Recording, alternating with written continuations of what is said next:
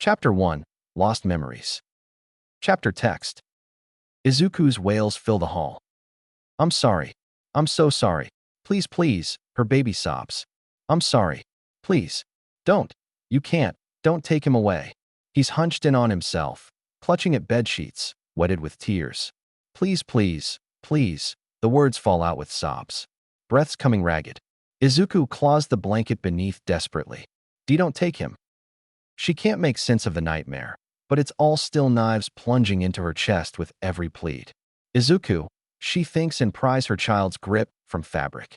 He continues to wail for him, eyes screwed shut and unseeing as he beats against her chest, thrashing in her arms. Izuku, she whispers over his crying calls. Izuku, wake up. It's okay, you're okay. She knows the words are untrue. She doesn't speak them. She tries once, thrice. Her body bruises as small fists fight against her. Izuku can't hear. Wake up, her pleads joins her child's. Please, Izuku. Please, Izuku echoes with a scream. Her ears ring. NTG ya.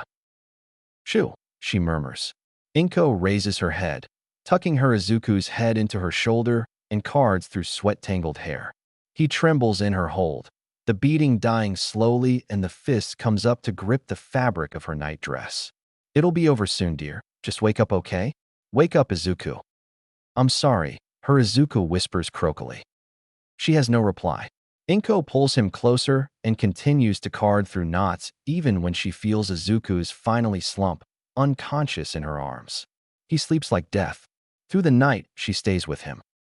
When dawn comes, Izuku does not remember. She is not relieved. The nightmares stay plaguing him. Izuku gets used to waking up in his mother's arms. He asks what happens in the night, guilty for the dark bags lining her eyes, but his reply is that his mother doesn't know. It's just nightmares, she promises. He'll grow out of them soon. What he sees remain in his memory in a peripheral way. There, always, but not remembered or ever really seen. Fangs, the glint of a blade green-coated red, and the gray of dust at his fingertips. He knows he's forgetting something. He doesn't know what. It's better this way. This, Izuku is sure. Tap, tap, tap, tap. Sensei drones in the background. His pencil spins in his hands, dancing over his fingers, before setting down to tap, tap, tap against the wood of his desk. The lead breaks and rolls to the edge of desk. Izuku sharpens his pencil the sharpest he can get it before he starts tapping again. The irritated glares from his classmates aren't enough to stop him. Another whole hour, the clock reads. That's too long. He shouldn't be here, sitting at a desk, waiting, listening to things he already.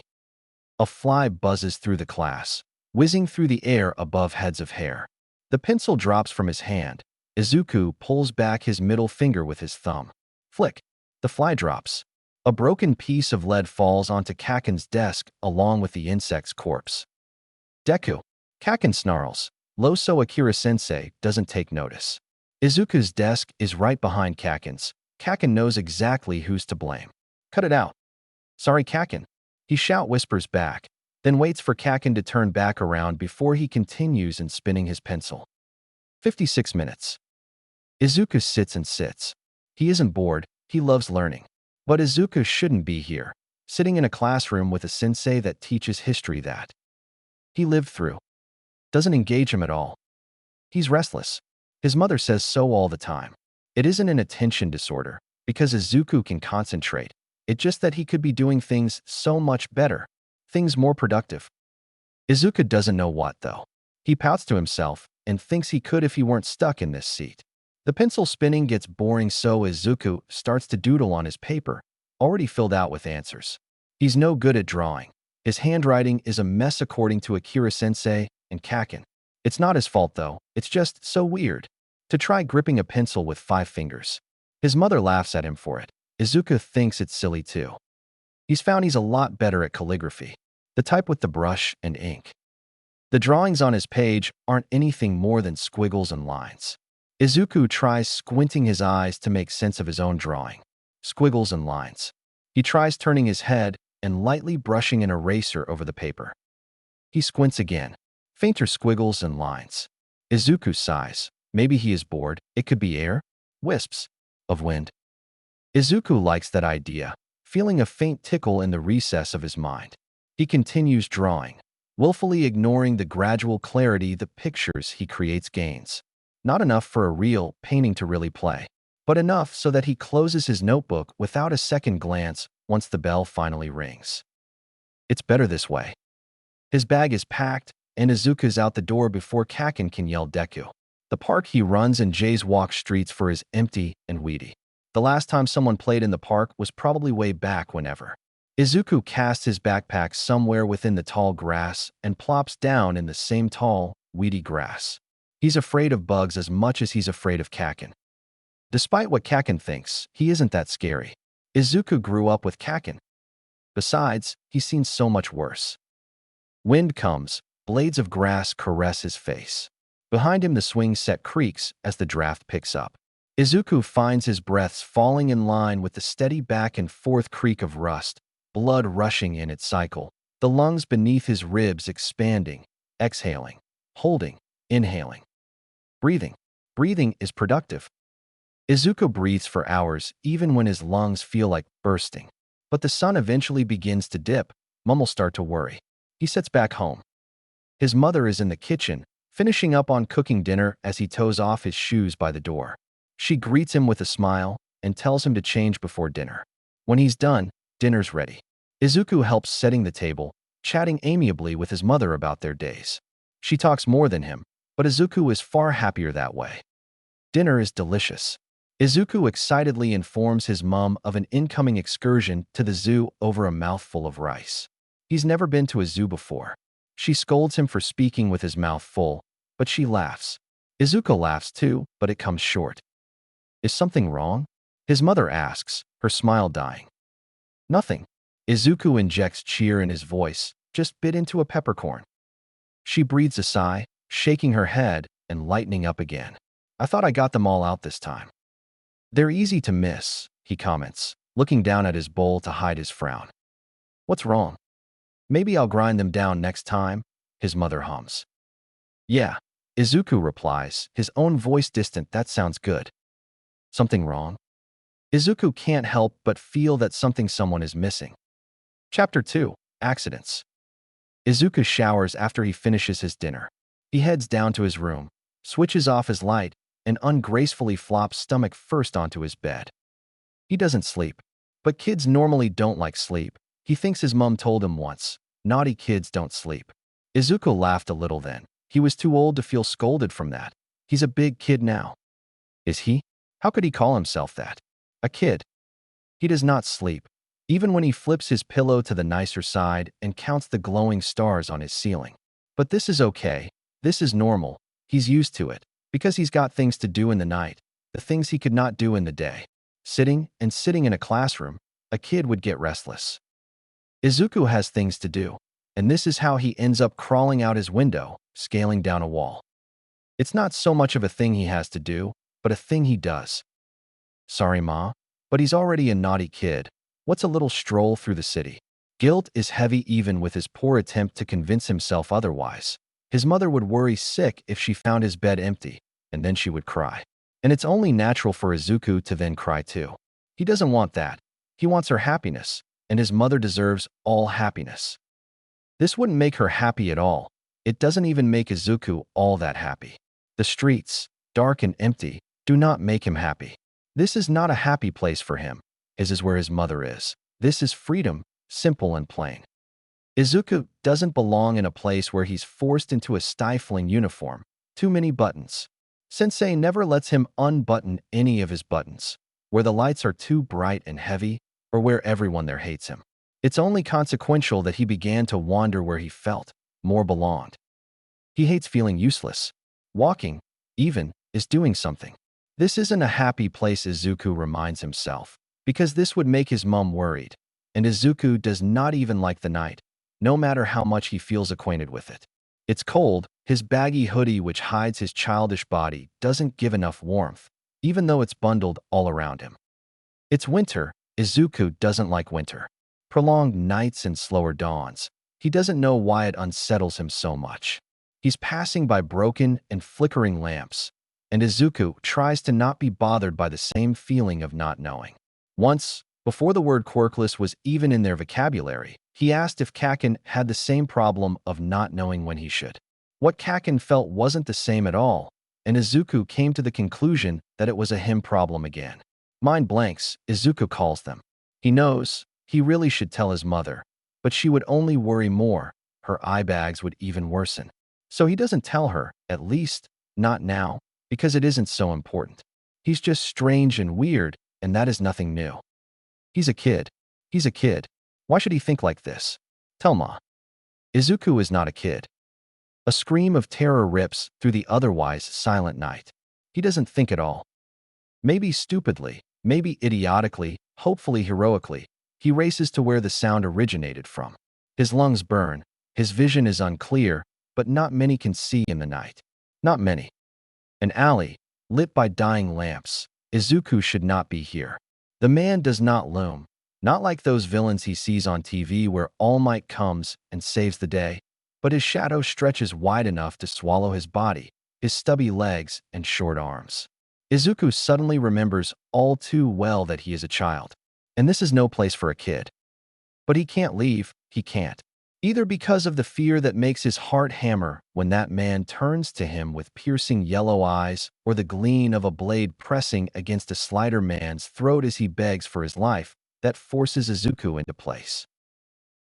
What's a Lilrunt doing here? Yellow slitted eyes. K-kid, you NNE to get away. Izuku is not a kid. He should not be here. What would Ma think of him now? Blood beads from where the man's blade had pressed too hard. The smile that the man wears is too wide, eyes too gleeful at the sight of trickling blood. Every nerve of his body is shot alight. Every instinct he possesses screams. Demon! Demon! He doesn't run. The man-demon comes swinging first. His eyes stretch wide open, the swoosh of a blade cutting through air right by his ear. A second, and his head will roll on the floor. A man screams. A child's body carries little muscle, but it is agile and small. Izuku doesn't know where he is when he opens his eyes again, but he realizes he isn't a head on the floor looking to the sky. No, he's at the opposite at the end of the alley, only touched by the wind that had tousled his hair when he flipped over his attempted murder's body completely. Instinct, reflex, two things that had just saved his life, two things that he should not have. Izuku is a child. The blade is swung again. His body jerks to the side, dodging, before he's pulled up by puppeteer strings and bouncing off the wall to spin and dig his heel into the skull of his attacker. Mind blank, Izuku reasons, this is just a mind blank. The blade goes flying out of his attacker's hand and clatters on the floor, the pain in his head enough to make him let go of his weapon. Stupid, idiot, you don't ever let go of your blade. Even when you have one arm and your guts threaten to spill. You do not let go. The man snarls, lowly and threatening. More animal than human. He scrambles like one, towards the discarded weapon. Panic makes him wild, and that panic. It spreads to Izuku. Is it getting harder to breathe, or easier? He doesn't know. He doesn't know. He never does. His attacker bares his teeth, his mouth moves. Izuku can't hear. His heart pumps furiously, thundering in his chest as it viciously rushes throughout his small body. Move, his body, mind, begs him as the man moves, and he does not. Move. You must move. That hand catches in the low light, and Izuku sees claws. Claws. Claws and toxic, yellow eyes. Eyes too wide and smile too bloody. Move, and he finally does. There's a part of him that shifts into the back seat as he's sprinting, snatching the blade for himself. The hilt molds into his hand, and he finds himself melting into a perfect stance. Their eyes meet, and suddenly, Izuku cannot see. It snarls again. Demon. Sanemi Izuku is facing a demon without his Nichiren blade. But it's fine, it's fine. He's killed one before without one. Mind clouded, vision blurred. Sanemi, he readies his blade. Whatever face he's making must be terrifying, because the demon takes a step back. Good, the one thought breaks through. Be scared. Wind breathing, seventh form, Sutta. Payback. You do not get so close to his neck and get away with it, demon. What would Ma think? Wait. Stop. Do not kill him. The desperate human yell shatters his state of mind. Sanemi's Izuku's. His vision clears, and the man's eyes is burning in fear. Stop. Stop it. He can't. He sobs, I can't. Wind is an uncontrollable, unrestrained force. He cannot. He's not a child. He can't stop wind. Almost. Izuku chokes. String. It feels like string binds his arms, his lungs, and Izuku cannot breathe. Tears come unbidden, streaming down his face like a broken faucet. It's relief. Izuku doesn't care that his vision is beginning to blacken. That's he's choking and drowning on land because he hadn't killed. He could have killed. What would Ma think? Shit. There's a fleshy crack and the immediate loosening of the string strangling his breath. Too tight. Fuck. Are you alright? Izuku gasps like a fish out of water. Fuck, shit. I shouldn't swear in front of kids. Here. Hands reach towards him. Let me see. No. The one with the string bandages around his neck flinches from the hoarseness of his voice. I'm fine. No, you're not. I'm a hero. Izuku almost gapes. Please let me help you. It's my fault you're hurt. I'm fine. Izuku croaks, backing away slowly, hands still wrapped around the sword's hilt. You don't ever let go of your blade. Please, kid. No. His outburst shocks them both. The hero freezes, eyes trained on the leveled blade. Izuku doesn't waver, even as his arm slightly tremors, to point a blade at another human. Izuku runs. He does not look back. Chapter 3. Alive Again. Izuku is agile and small. Not many can see well in the night, and because of this he runs, and runs through winding streets and twisted alleys, body aching all round, and lungs feeling like they're filled with fire. The blade in his hand, short in that man's hand but long in his, is another burden. Izuku refuses to let go. The hero still chases. This hero is accustomed to the dark like he is, and he shouldn't be having trouble with catching Izuku, because he is not a child. It would be hard to see his figure, dark and small, darting through the streets, drifting around corners. And Izuku knows these parts well, because he wanders in the night far too often to be safe. Safe, Izuku thinks hysterically. Of course he was never safe walking alone at night. You'd nearly killed. Are you sure it isn't you that's not safe? The blade is so heavy. These hands can only kill. Do not think otherwise. Izuku can only keep running. His head hurts horribly, and he feels like he might deflate like a balloon any moment soon. There is no sound, no footsteps behind him. Has the hero finally given up? He doesn't want to risk it. Izuku stays running until his vision is dangerously blurry. He feels broken, limbs too sore, eyes like static TV. Izuku collapses, exhausted. The pavement is cold and wet and most definitely filthy, but it serves to soothe his throbbing head and aching muscles, so he doesn't care at all. A long groan escapes his lips, and Izuku distantly registers that his body is racking with tremors. Against his burning skin, the pavement is starting to feel more painful than relieving. He can't tell if he's suffering because of an overdose of adrenaline or because the adrenaline is beginning to leave his system. He's hot, burning. A fever? It's winter. Izuku doesn't like winter. It's still dark outside. Too dark. Izuku knows that there is still too much time until dawn. He wants to go home now. He wants his mother. His legs are too tired to stand. His body too heavy. He is not coherent. Izuku is nauseous all of a sudden, and he's biting back bile, yellow eyes, claws. That man's face. Fear. Izuku gags on it. He has not dropped the blade. You don't ever let go. These hands nearly killed. His hands only kill. I'm sorry, Izuku thinks, in so much pain. Please make it stop, he pleads. He can't see anymore. Wrong. Everything is wrong, and this shouldn't be happening. Izuku doesn't know what to do. He's a child. No. In so much pain. It's so hot. He thought it was winter. When he cries, it's always hot and stuffy, but now the tears feel too cold against his feverish skin, to a point where it is just more pain. Drop the blade. No. Please make it stop. You want to know? I wanted to stop. His blunt nails pause helplessly at the fabric caging him, arms too weak to pry the hoodie off his sweat-slicked skin. Another sob breaks from his throat. Why? His hands only kill. Is this happening? A spike of pain hammers into his skull. Izuku nearly screams. Why? I said I'm sorry. Why is he like this? Izuku is a child, small and in pain. He does not understand anything. You want to understand? I wanted to stop. The sound that leaves his throat is awful as he dry heaves and spits. His head cracks against the pavement, body spasming. There is a limit to how much pain one can feel.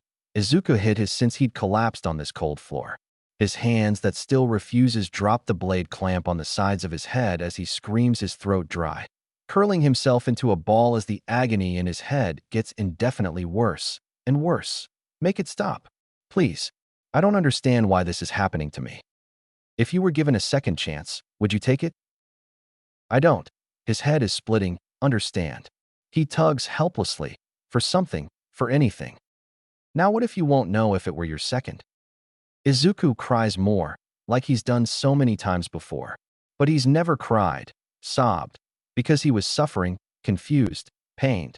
His entire world is spinning on its axis, and he doesn't what is paining him. He doesn't understand. To be unaware of why you have gotten a second chance. Is there a point in having it? His head is splitting, and he asks, is there even a point to this? Claws, yellow eyes. You don't ever let go of your blade. Even if you're bleeding and your guts threaten to spill. He hates winter, the prolonged nights, and the delayed dawns. Night makes him wary, but it is so familiar. He always goes back even if he is never safe. Even if it always unsettles him. He doesn't know why. He doesn't know why. Why is he like this? The memories, the lack of memories. He hates classrooms, the stifling uniform. He shouldn't sit and sit, because there are things to do, things to be done. He is not made to be lazy. He cannot afford to be useless and to do nothing. Izuku struggles to breathe. Through tears and pain, it is hard. He was not given a second chance. It was forced upon him. He wanted to stay, and now he is suffering. And he now asks, is there even a point to this? How can he live on and not remember the ones who he loved the most? Wouldn't it have been better to stay? At least, let me understand. He sees only black. Sanemi is sprinting as fast as his legs can take him. He has to make it. He cannot afford not to. The wind Hashira can see the edges of the house coming into his view. He's nearly there, but the desperation does not fade. Master's house is only 100 meters away when he hears a deafening boom and feels the heat of aftermath just a few seconds later. His eyes widen. Oh, Yakata-sama. Sanemi is too late. He has failed again. He arrives with a gust of wind and his blade at the ready. His brother is hard to ignore with Jinya's blood pooling at his ankles. The upper moon one. The demon's 6 eyes are a sickly yellow and the monster wields a katana. The wind pillar, the upper moon one greets him. Sanemi lets a wild smile adorn his face. You got that right. He doesn't even blink as he stares down the second strongest demon. I am the wind. That'll rip your head off, bitch. To be unaware of why you have gotten a second chance. Is there a point in having it? Sanemi's clutching the uniform of his brother as his body begins to dissolve. There's too much blood, and he knows that there is no miracle in the world that would help his little brother. Ni-chan. Sanemi cries painfully. You're all right, he yells desperately despite knowing better. I'll figure something out. Nemi's gonna figure something out. Jinya's eyes are distant as he speaks, his voice hardly a whisper. Nemi, I'm so sorry. Back then, I'm sorry I blamed you. I'm sorry I was just a pain. No, you've got it all wrong, Jinya. Your brother was the one who was a pain. Regret is a stone in his stomach as Sanemi watches more of his brother crumble. You were never a pain. Never. Please, don't die. Please.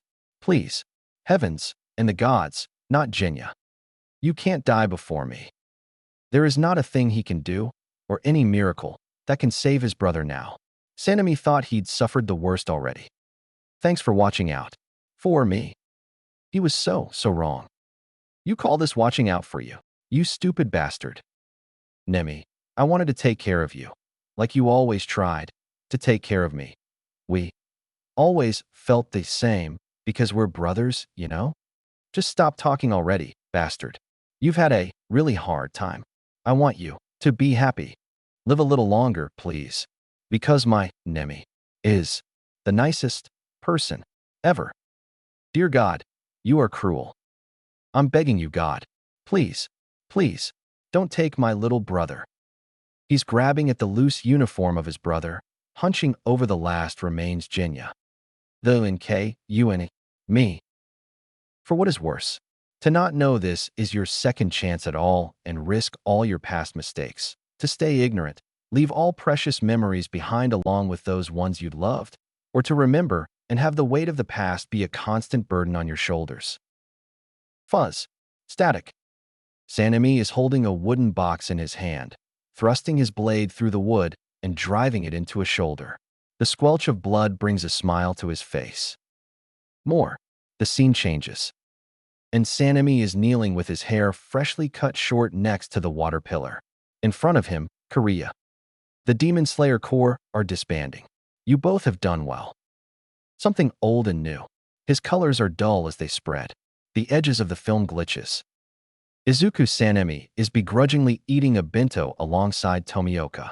He doesn't say it out loud, but he doesn't completely hate the company. Black. Reset. Remember. Izuku Sanam. Izu. Sanemi is traveling peacefully in the streets of a country village. For the first time in years, he wanders out at night with a smile and without his Nicaran blade. Dark spots dance and scatter his vision. And Sanemi is passing away, alone and quietly at the young age of 25. His heart beats thunderously, dangerously, and Shinazugawa Sanemi wakes up on a sidewalk, hundreds of years in the future. Chapter 4. Organization. Sanam, Izuku. Damn it, Izuku. Izuku lies in a puddle of his own sweat and tears, head aching something terrible, and the colors of dawn all too bright with his overlapping memories. The sun has already begun to rise. Dawn. How long has he been unconscious? He continues to lay on the filthy floor. A pit forms in his stomach, hollow and empty, as Izuku realizes he does not know what he wants to do. Shakily, his hand comes up to muffle the childish sobs that try to escape his lips.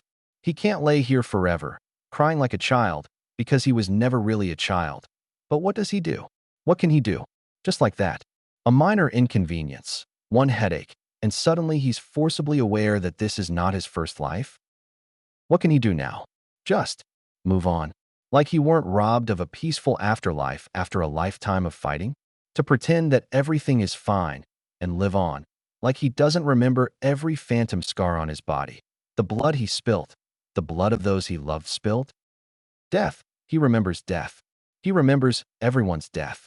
His slow death as the mark drained his life force. Tomioka's, as he too succumbed to the mark, the progression of the esteemed water Hashira become a husk of a man. Jinya's death, the beloved body of his brother crumbling away in his arms. What had he done then? Live. Move on. Be happy because that's all the dead wish for. Carry the memories, not as a burden, but as something to cherish and look back on with fondness. He can mourn, but had he not done that for years already? What can he do? He did not want any of this. Live, move on, be happy because that's all Jinya would wish for. Sanemi, Izuku, cannot choose to die. Life, as cruel as it is, he will always choose to live it. He's stubborn like that. Fuck you, gods. Oh, but how he misses his family. The afterlife would have been so peaceful. Reincarnating, perhaps, could have been peaceful too. But he is alone on this cold pavement. Izuku thinks he is alone in this world too. In another life, he said once, I would like to be reborn with my siblings. Hey Tomioka, he said, wouldn't that be so nice? Hey Tomioka, he asks now, where's my brother? He cries. Despite his claims that he is not a child, he keeps crying like one. Live. Izuku peels himself off the pavement. Move on. He pretends his vision doesn't wash in and out like tidal waves as he stands, forcing his breathing under control. Because that's all Jinya would wish for. Because that is all he can do in the face of a new life he never asked for. Fuck, he breathes, as he stands on shaky and too short legs. He's never sworn before, not before. But he's Sanemi. He's Sanemi as much he is Izuku, and he can't ignore that. He could never ignore that part of him, because doing that is ignoring the memories, all those memories, efforts, deaths, and tears. The soft, orange hues make his eyes squint. Everything seems so saturated. But maybe that's because he had trouble seeing colors in his past life. His body feels wrong, no muscle, weak and small, sore, and a little sickly after his sudden fever. He stumbles in his first attempts of running, vision flashing with images of scarred arms and booted feet with each step. 1. And there is grass and dirt beneath his feet, weak moonlight illuminating his path. 2. And there is concrete swathed in sunlight stretching beneath him. His mouth tries to swallow too much air for this body's lungs, his mind pushing his muscles too far, confused with remembering that he used to be so much faster, stronger. It's so fucking frustrating. An annoyed snarl pulls at his lips. Shouldn't he be better than this? The wind Hashira, struggling to run. Pathetic. Izuku is Izuku. Izuku is also Sanemi. Izuku should be strong, because Sanemi was. He also hates being weak. So he pushes pain away with each steadying breath and adjusts his body to its needs. Recovery breathing is a balance between helping the pain and pushing past it. Izuku hates using it. He used to think it were a technique for the weak, for the slayers who had a shit stamina. Yet he's near unconsciousness again by the time he's reached his open bedroom window, and Izuku can't help cursing himself for his weakness. But he pauses, aware of the blade still weighing his hand. His own warped reflection stares back, green eyes tired, but wide and round. Almost childish. He is nothing what he used to be. Shinazugawa Sanemi was washed of color, white hair, skin paled with scars, and dull raisin eyes elongated by strangely defined eyelashes. He was all sharp corners, to the jagged lines marring his skin, the spikes of his hair, and the strong lines of hardened muscle. Midoriya Izuku is all color. Green, to his circle-shaped eyes, and his soft and curly hair. He's all soft, baby fat clings to his cheeks, no muscle whatsoever, no lines anywhere along his body. His skin is unblemished, aside from the freckles studding his face. Freckles where he is used to seeing a long scar cutting through.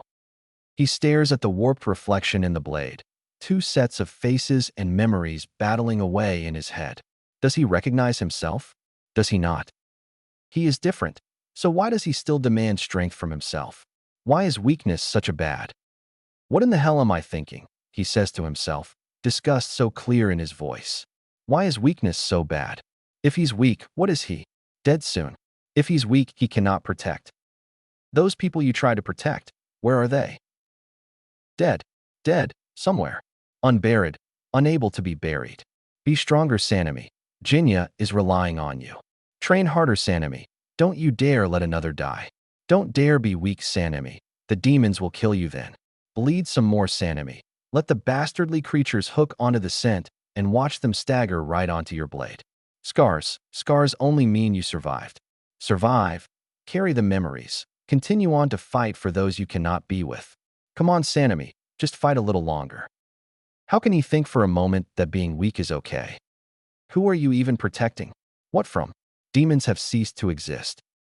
His mother, Izuku, still has his mother. Protect Ma? And how did that work out for you last time?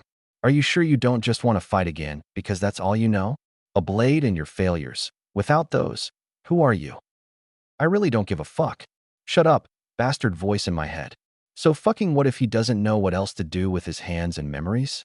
What's so wrong about doing what he knows he's good at? He's weak now, but at this age, everyone is. He knows how strong he can be, how well his hands can swing a blade. He could save so many people. You just don't know what else to do. Shut up. I can do it. I'll protect Ma. He wanted to be a hero, right? So here's his fucking chance. This world isn't so different from his old. Replace the words demon slayers and demon with heroes and villains, and there you fucking go. He'll be a hero, and he'll make sure no villain will ever head her way. You'd nearly killed a man earlier. Villains are not demons. They're humans. What would the world think when you slip and someone's head goes rolling off? Train. He will train. Train hard, Izuku. Be strong so Ma can live happy. Train harder, Izuku, so you will never slip again. Train, Izuku, because that is all you know. Train, be strong, because you have no idea what else to do with these hands, hands that kill. Besides, he'd wanted to be a hero anyway. He's still quirkless, But what does that matter when he knows techniques that enables him to create torrential winds from the edge of his blade? To be a cool hero like All Might, saving people with a smile, that dream, it's not meant for someone like him. It never was. A smile to reassure? His are nothing like that. His grins are ugly, mean, they stretch his face and appear when he sees blood dripping down the metal edge of his katana, and when he meets an opponent finally worth killing. Who would ever be reassured with a presence like his? His head begins to throb again. He drops the blade in his hand and kicks it under his bed, out of sight. He doesn't need a blade constantly by his side anymore. Medicine these days is so easily accessible. Izuku finds the pills his needs with careful rummaging through the kitchen cupboard and swallows 2 dry, using breaths to make the medicine take effect a little quicker. He slides his back down the counter, meeting the cold tiled floor. He finally rips off his dirted hoodie and lets his feverish skin feel the mild air. Train. He must train tomorrow, because for the life of God he will not drag himself to school tomorrow. Train. Get stronger.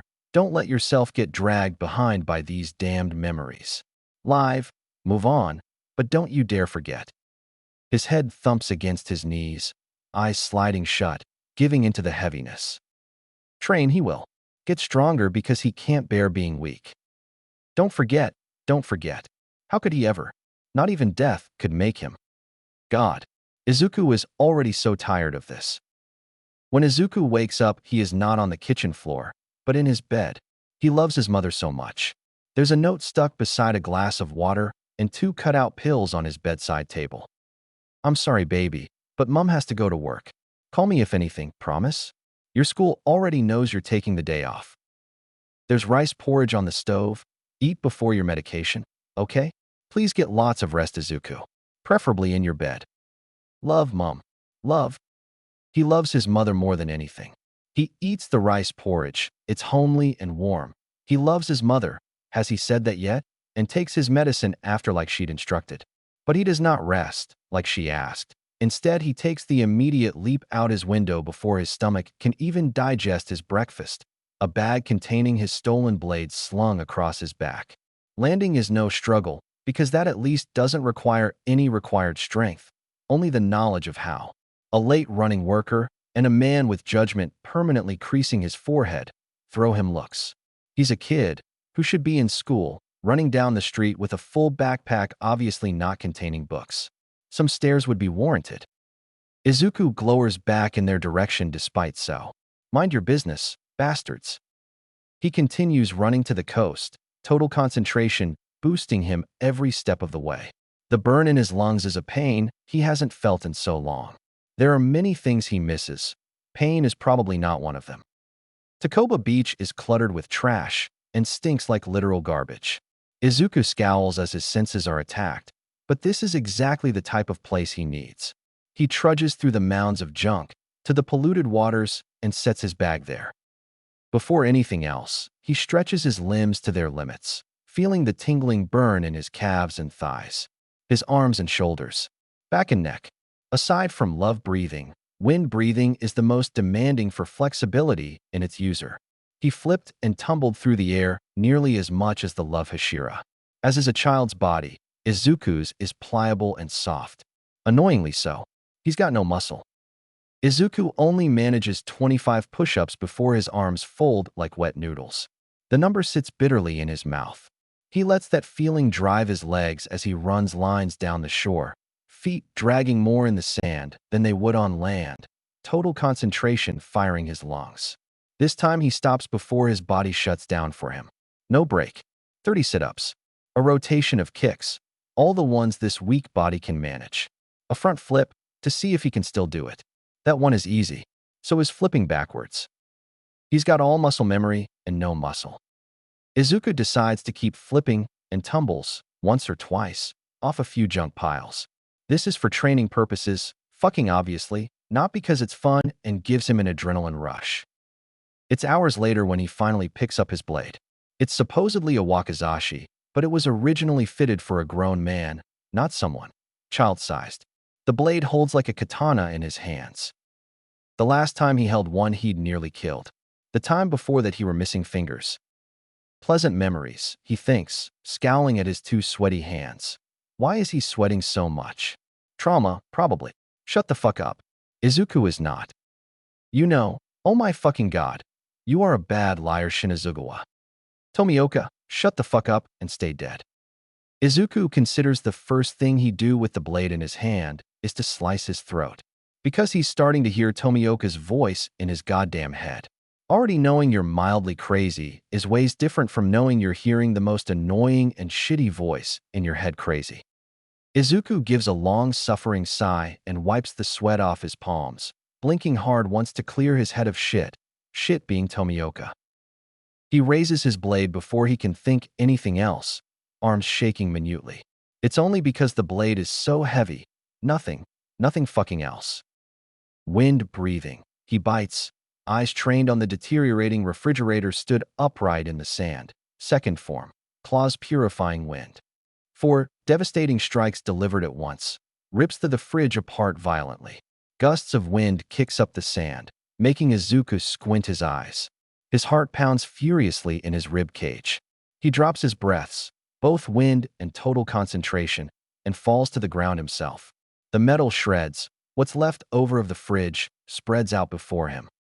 Izuku is left strangely hollow, staring at the pint-sized destruction. Fuck, he laughs, scrubbing his face, not caring for the grime on it. What was I even expecting? Had it come too easy? 4 ripped clunks of metal lay still in the sand. Too easy. He destroys too easily. Why? Izuku questions, the fuck am I upset? Use your blade, and you're obviously going to get destruction, idiot. There is one thing he's learnt from himself over a life and a half, and it's that Izuku is a fool when it comes to emotions, his or anyone else's. Izuku finds that sprawling in debris-littered sand does not make him feel any better, nor does chipping away the scraps of his stolen blade. It hadn't even held up against one wind attack. He is upset, dirty, and one blade short. This life is too complicated for him.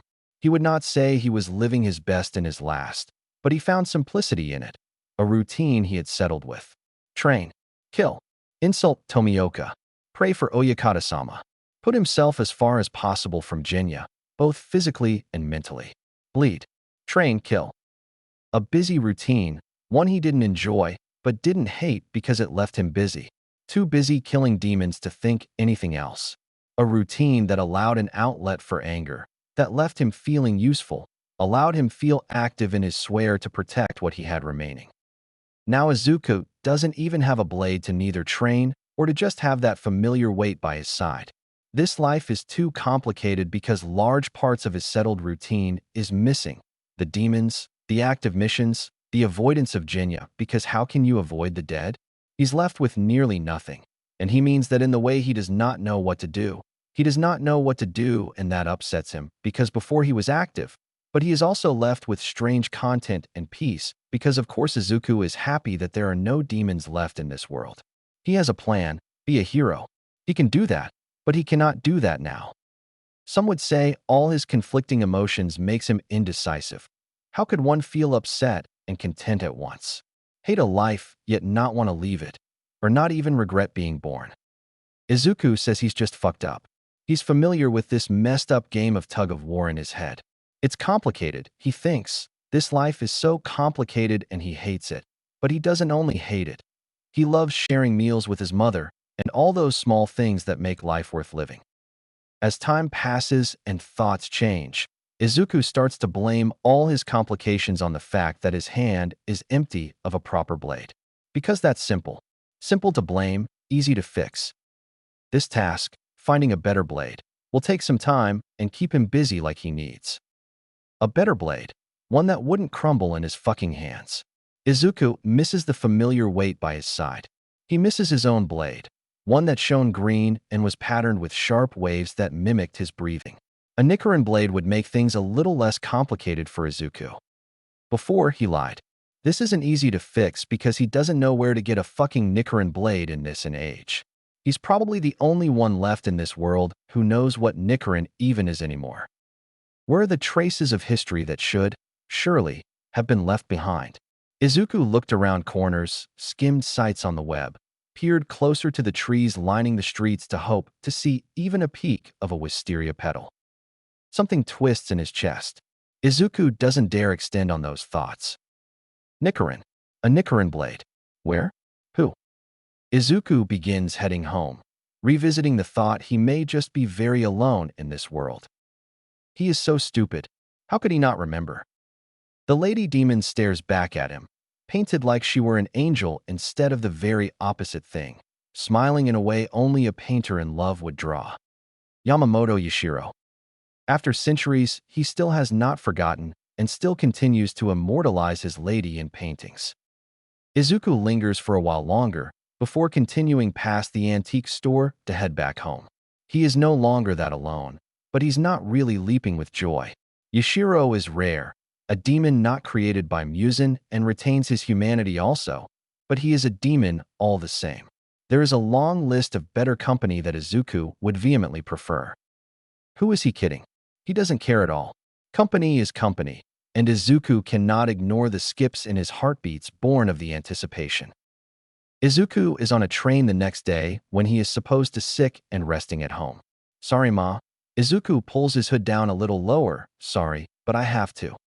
Yamamoto Yashiro is not famous for his paintings, but he is very well known within the art community. He only paints Tamayo, the demon who aided the core in Muzan's defeat. Izuku honestly didn't expect any less.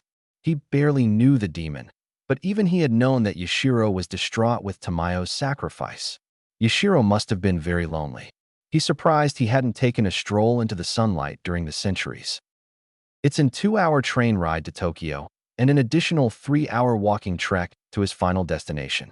It's enough to make Izuku nearly regret his choices. The demon may not even be where Izuku expects him to be. He's clinging onto this all-irrational idea that Yashiro is a sentimental demon and therefore could only be residing in one place exactly. And Izuku cannot believe he's believing that a demon could feel sentimental, but he's learned that Yashiro is not like other demons and thinks that he must have very lonely during the centuries. Paths don't guide him the same as his memory does. Things have not changed as much to call this area of Tokyo a city. No, nothing near that, but it does not give the same countryside feeling anymore. Not the feeling that Izuku knows, at least. Izuku is almost saddened, which is surprising to him, because he didn't think he was the type to be attached to places.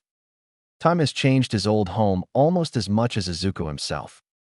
Loose rocks shift under his feet with each step, making sound that none of the elderly residents care for.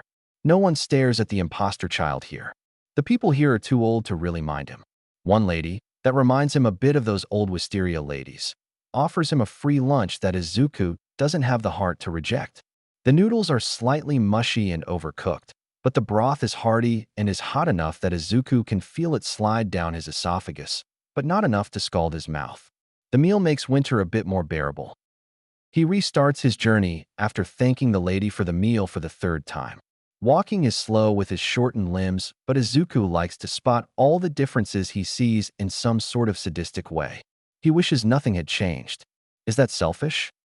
Eventually, when Izuku almost resigns himself, he did get lost once or twice. But that's his fault for being stubborn and not following the paths already offered to him. He sees a sign he cannot ignore.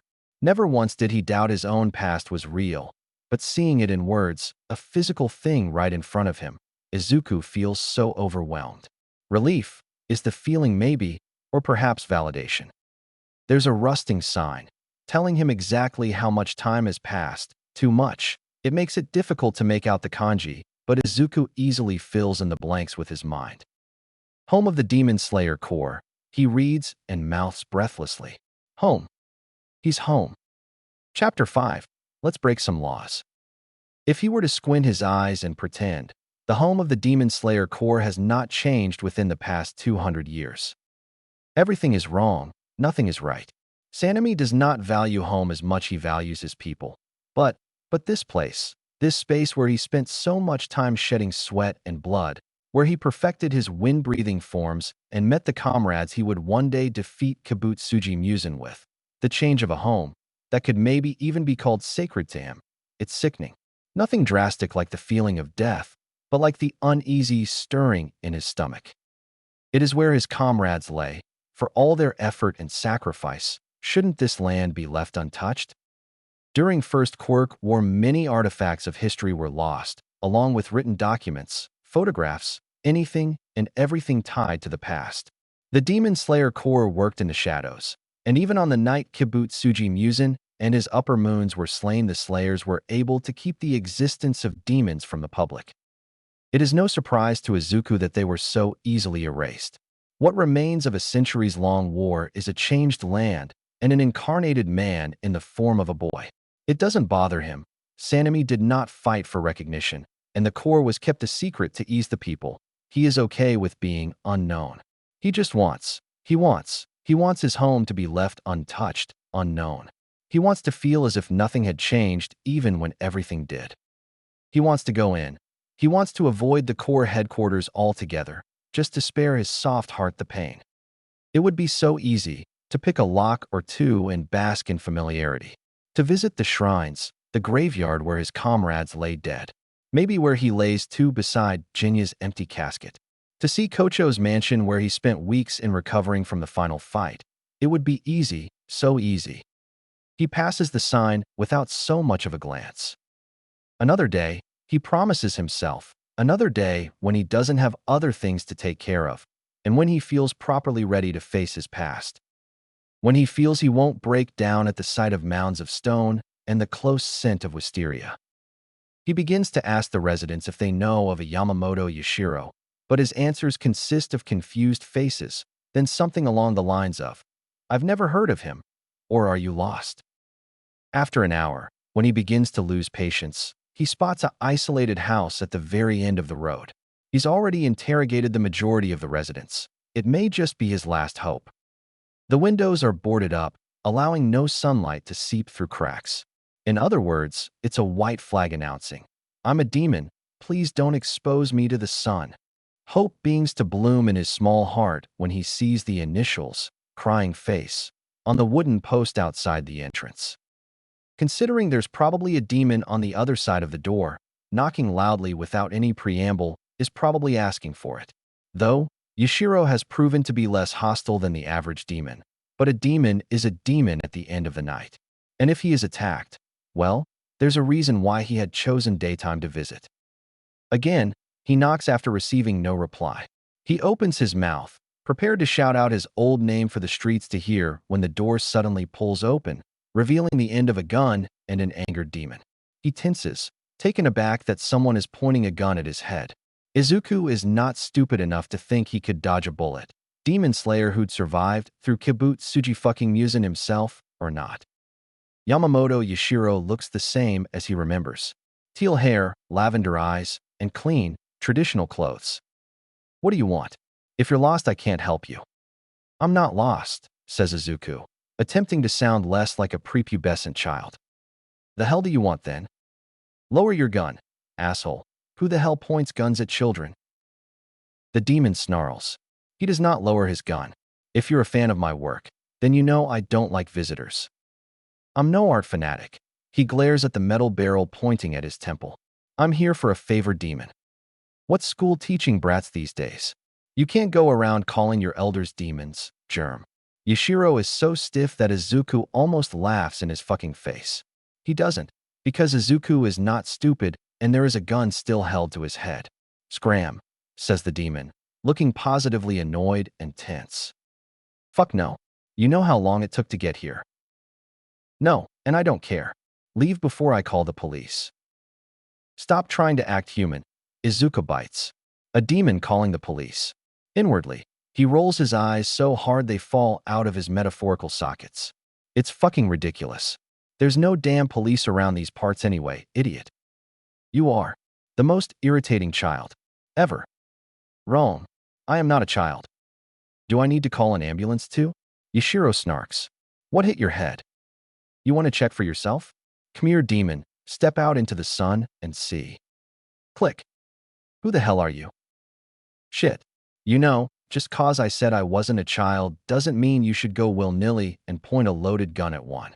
Izuku shifts, eyes turning up to the demon's violet eyes. How does he go about this? He hadn't given any thought in what to say when he would finally face Yamamoto Yashiro, who knew him as Shinazugawa Sanemi.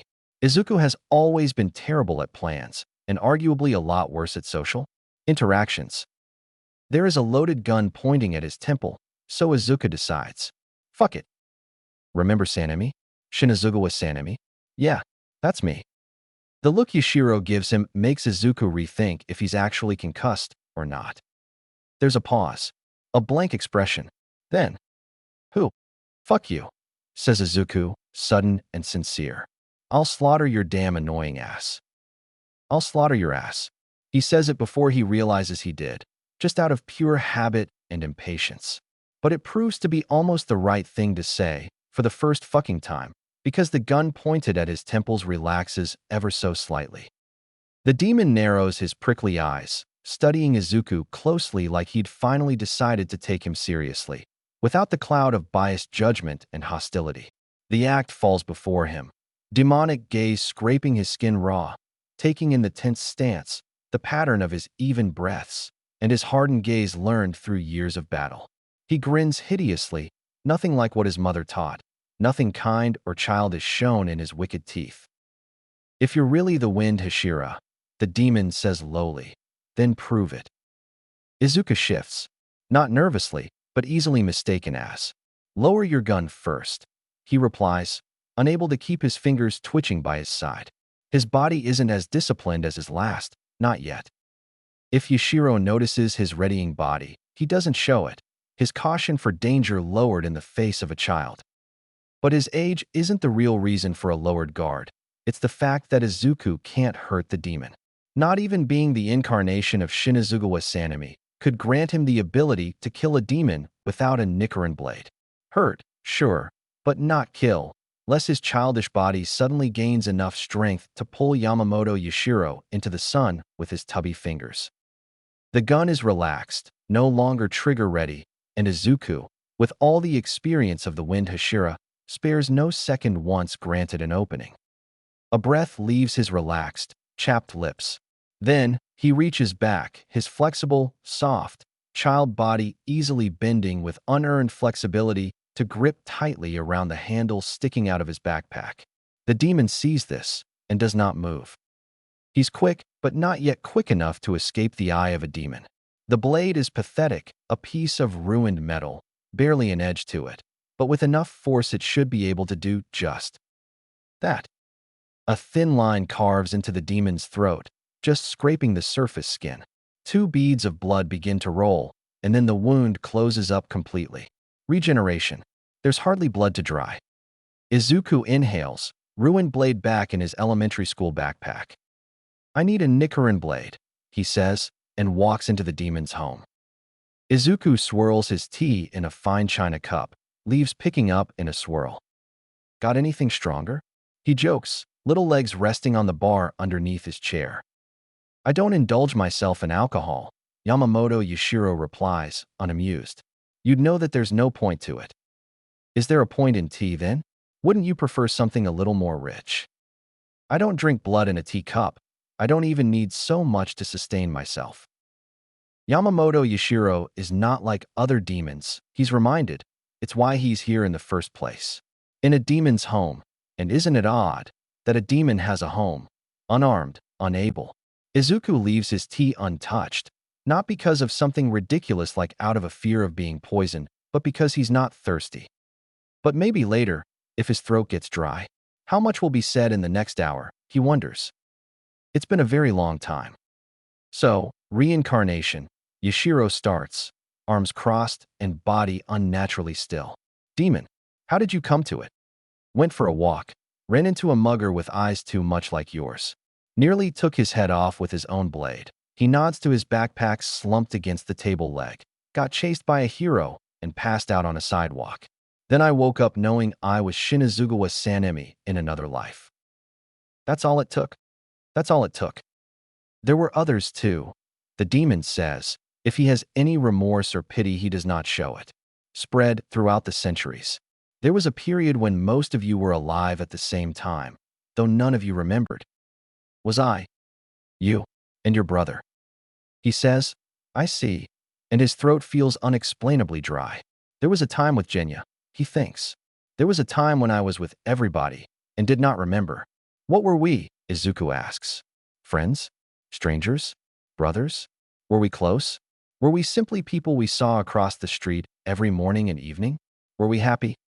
Was Genya? Police officers, Yashiro says, out of everything. You two were police officers. Unrelated, but thought of each other as brothers anyways. Something like a laugh, a wheeze, and a beginning of a sob leaves his parched throat. The Kamados were students. So was Ringoku, Tomioka, Zenitsu, the Kocho sisters. Hashibara was a botanist. Yuzui was an Olympian. Himejima, a nursery school teacher. Kanroji and Iguro, a couple, ran a restaurant with portions too big. Then the demon stops, pauses, and looks at the pathetic face he's making. Izuku downs the tea in one go, having said nothing and wishing it were something stronger. It's bitter. The leaves had sat too long. Of course a demon wouldn't know how to brew a decent cup of fucking tea. There was a time, and everyone was together and no one remembered, and everyone was happy. He was happy. Genya was happy. There was time where everybody was alive and the average man didn't have a blood demon art that's normalized and trusted not to go berserk and kill everyone in the fucking vicinity. Fuck. Fuck. Fuck fuck this. It's been a very long time. But I'm back, Izuku says, wanting to shatter the fine china in his hand and let the porcelain dig into open wounds. So where's everybody else? If the demon holds any pity or remorse, he still does not show it. Perhaps it's cloaked behind his art. Perhaps his heart is just as inhumane as the rest of his kind, or his life is just not worth pity. No one else has ever remembered. No one. You all of you have returned throughout the centuries like stubborn dirt, and nobody has ever remembered. Answer my question. Answer it. Answer it, demon. Not you in your past life, or the one before that. Not Kamadu, who knew the first breath. Why you? Of all people, the last wind Hashira Shinazugawa Sanemi. Why do you remember now in a time like this? What did you do to remember your past life? Your first life? He wants to smash fine china, swear, scream, curse, kill, slay the demon before him. He wants him to shut up with his stupid, fucking, useless questions and wants him to answer his own. Instead he says, I don't fucking know. I slept, woke up, and knew I was Shinazugawa Sanemi in another life. That's all it fucking took, dash. Something flitters and goes in the demon's eyes. Suddenly, Yamamoto Yashiro stands. Izuku tenses, its reflex, eyes darting to his backpack, the damaged blade. The demon doesn't fail to notice and rolls his eyes, turns his back, and goes to refill his cup of tea. Would it kill for you to relax? The demon scowls, pushing the cup across the table. Everyone I fucking cared for is dead. What's new? And Izuku expected nothing less, because just like he, the demon had lost too, had watched familiar faces come and go without one remembering his own. Izuku wonders if he'd suffered the pain of his lady reincarnating only off her to live a separate life. It would explain the bitterness. Time has passed, and they've both been left behind in the century bloody but loved, in one way or another. Reincarnation and immortality. Pick your poison. I'll kill you, Izuku says, drinking tea. There'll be nobody else, and that's his reply. Nobody else. No one else. So where's everybody else? Dead. Only I. You. Only we remember. And the demon pulls out a roll of newspaper from his Haori. I stopped tracking demon slayers, their descendants, whoever related to the cause, after the first round of incarnations. The reason is left unsaid, but he can assume. It must have got tiring. But she? Her face showed up at the markets one day. Her eyes have been staring at him. Purple eyes, Kane's eyes. But he's wrong. The Kocho sisters did not share likeness within their gaze. Where Kane's were kind, downturned in dough, Shinobu's were striking and angry when she had thought no one was looking, or before the time of her sister's death. Kocho Shinobu, I-Island scientist, prodigy, age 17, alive, living, reincarnated. So there is somebody else, apparently, an island away. Oh. It's black and white, because newspaper hasn't changed, and it's like it's one of those rare photographs in Kocho's office. Except in this one, she's bearing a real smile as she shakes the hand of some important man. Kocho Shinobu. She's alive, Sanemi thinks. Not dead, poisoned by her own doing in a plan of revenge to be absorbed in the body of her sister's murderer. She's alive, Izuku thinks, but he's still the only one who remembers. No one else has ever remembered, remember? Izuku scoffs, cracks widening in his damn soft heart, and pushes the paper away. Great, he says, rolling his moist eyes, swallowing spit into his dry throat. Kocho's alive. What good does that do me if she doesn't fucking remember? You would have found out sooner or later. She's been popping up in the news here and then. Would you have rather that? Finding that out on your own and coming back demanding for answers again? I can only deal with brats bashing down my door so many times before I actually put my firearm to use. He licks his lips, tongue sticking to the dry, crackly skin. Whatever. There's nothing to be changed. Izuku would not pursue the incarnated insect Hashira even if he wanted to. Same face it may be, but she's a stranger, now, and he's just a boy who knows too much. Kocho Shinobu, Island scientist and prodigy, that's all she is now. Not a pillar, not an 18-year-old girl from the Taisho era. Kocho Shinobu, repeats in his head, Kocho Shinobu, Island scientist and prodigy. She is better off that way. Kocho's a scientist, Izuku says, and then, I want to be a hero. Yamamoto Yashiro gives him a look that tells him he's gone mad, but Izuku has always been. He'd lost his sanity when his own mother had gone berserk and killed his siblings, and he killed her. He'd lost his sanity when Jinya called him a murderer and when he left on a suicide mission to start slaying demons with his bare hands and rusty chains. He'd lost his sanity when they started dying, when he floor fell beneath him and he faced the upper moon one with Jinya's half-body behind his back. He'd lost his sanity when? Have you even thought it through? A hero? Those self-proclaimed gods who parade with flashy suits and meta-abilities. You, a Hashira, wants to be one of them. The demon doesn't spit his words, but the judgment in his eyes says enough. You who killed in the dark, wielded a blade to execute. You want to be a hero? I want to be a hero. The truth slides from his lips. I want to protect. Because the obsession for the well-being of his loved ones makes up half his brain and the whole of his heart. I want to fight. I can only fight. I've been fighting for so long, I don't know any other path. Kocho was a scientist as well as a slayer, but I'm only just that. And a hero. That's the closest thing, isn't it? They protect, fight, they're good, so I'll be just that. Wind Hashira, Shinazugawa Sanemi. What are you without your blade? Shinazugawa Sanemi. Aniki. Nisan. Nemi. What is a protector without anyone to protect? Please. I need a Nichiren blade, he says, rounded eyes hidden underneath green bangs. No other blade will do me right. Do you have one, Yashiro? I do, the demon admits. It feels solemn. Somehow, it doesn't sound or look like it. It's in his head. And Yashiro, he's just Yashiro now, stands again, disappearing behind shoji doors. It's barely a minute before he returns back with a box wrapped in cloth, layered in a thick dust. I found this one at an auction at a museum.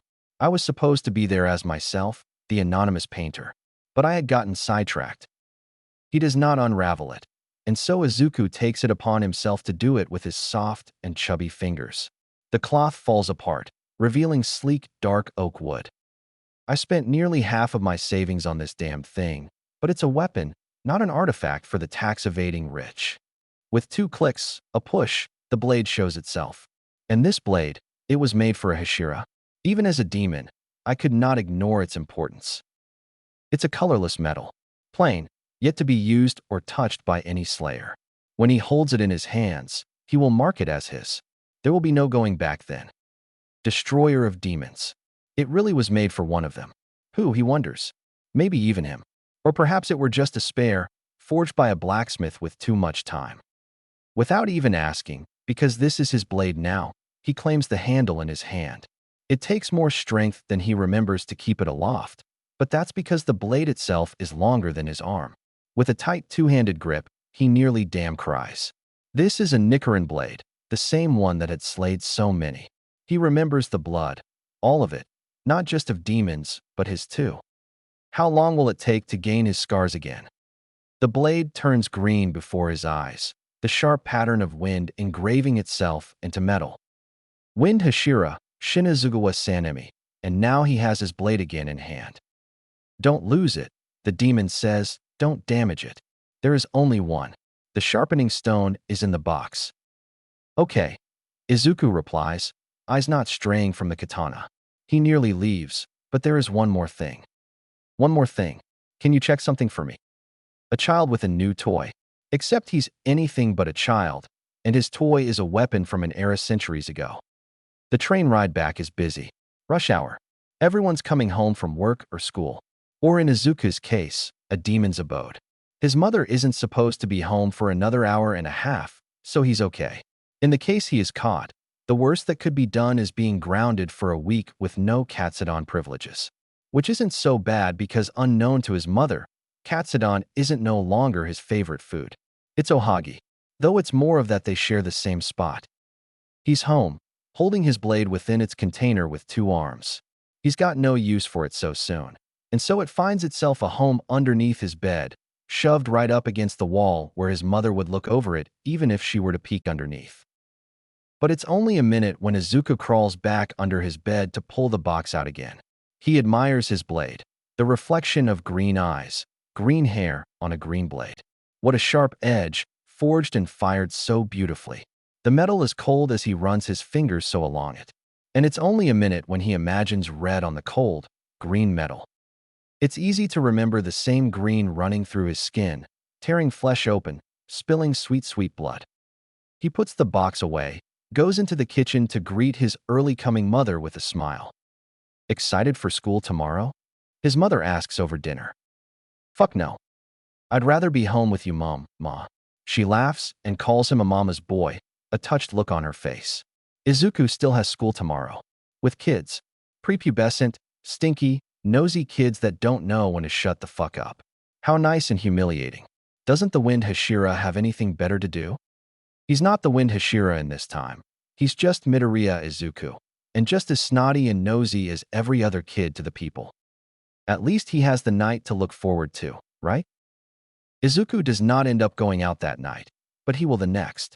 He wakes before the sun does and shoves his uniform into his bag, just as his mother goes to brush her teeth.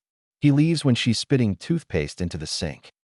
Running, breathing, repeating. He sweats through his shirt and dives into the waves with it left on shore. The ocean is calmer in the morning, less wavy and more drifty. Garbage and pollution floats among the occasional school of fish. Izuku isn't unaware of the amoeba he could catch, but who fucking cares with the healthcare nowadays? He's rolled and swam through worse. Besides, clean kids build shitty immune systems. Laps and laps later, he douses his hair and face with a bottle of water and dries himself in the morning sun as he does more sprints up and down the shoreline. He spars with a fucking pole for a while, bruising his arms on the rusty metal, before finally wrapping it up with another set of push-ups. The school bell rings as he steps through the gates, uniform half done on his body. Everyone is situated by the time he arrives in class. Legs tense as they ready to trip him.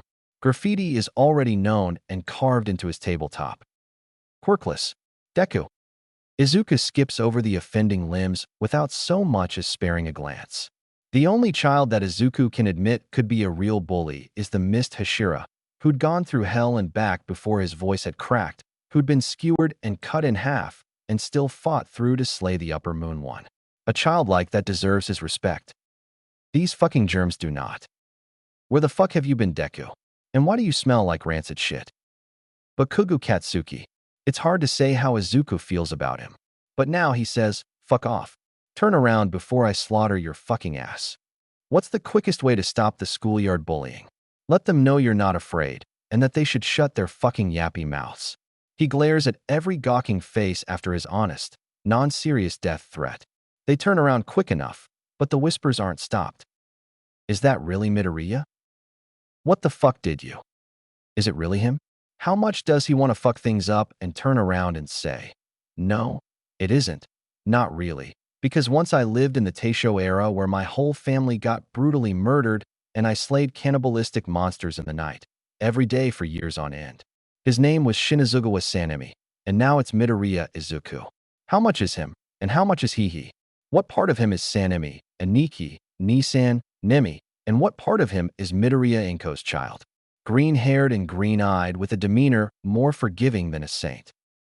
Izuku's so deep in thought he nearly misses the sparking back fist flying towards his face. Nearly. Bakugo Katsuki.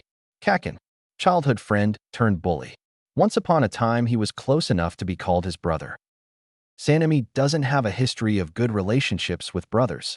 A half-breath of air leaves his lungs, though it sounds like a laugh. It's his body preparing itself for the burst of strength that it needs to grab Kaken's wrist and to snap it back towards his face, just as an explosion goes off in his palm. His dandelion blonde hair is left smoking. Kaken's face is furiously red. Next time you put your grimy hands near my fucking head, I'll really kill you. And then the teacher walks in. The class is utterly silenced. Morning, he says with no inflection, oblivious or uncaring towards the thick tension in the air. Open your books to page 33. Turn around, Bakugo. Page 33. Izuku watches his neck tense, creaking as he forces his head back to the front, fuming from the ears, but ultimately unable to directly disobey the teacher. The back of his childhood friend's hair is spiky, poofy, and untamable. Wild, and he bets it's never brushed because it would just do its own thing. He thinks of thick hair, shaved down on the sides because it became so unmanageable that there was no other choice. Yellow-tipped in battle, but bright and neon, unlike Katsuki's soft, morning glow daisy. Back then, he lowered his perpetual scowl at the back of his brother, when no one was looking, just to look, just to see, an alive, breathing body. Kaken's breaths are ragged with barely suppressed anger. Kaken is different, with an untrained and unscarred psyche, where Izuku would shake with anger like his. His breath would never run ragged. Not even with a slit in his belly where his organs wanted to spill.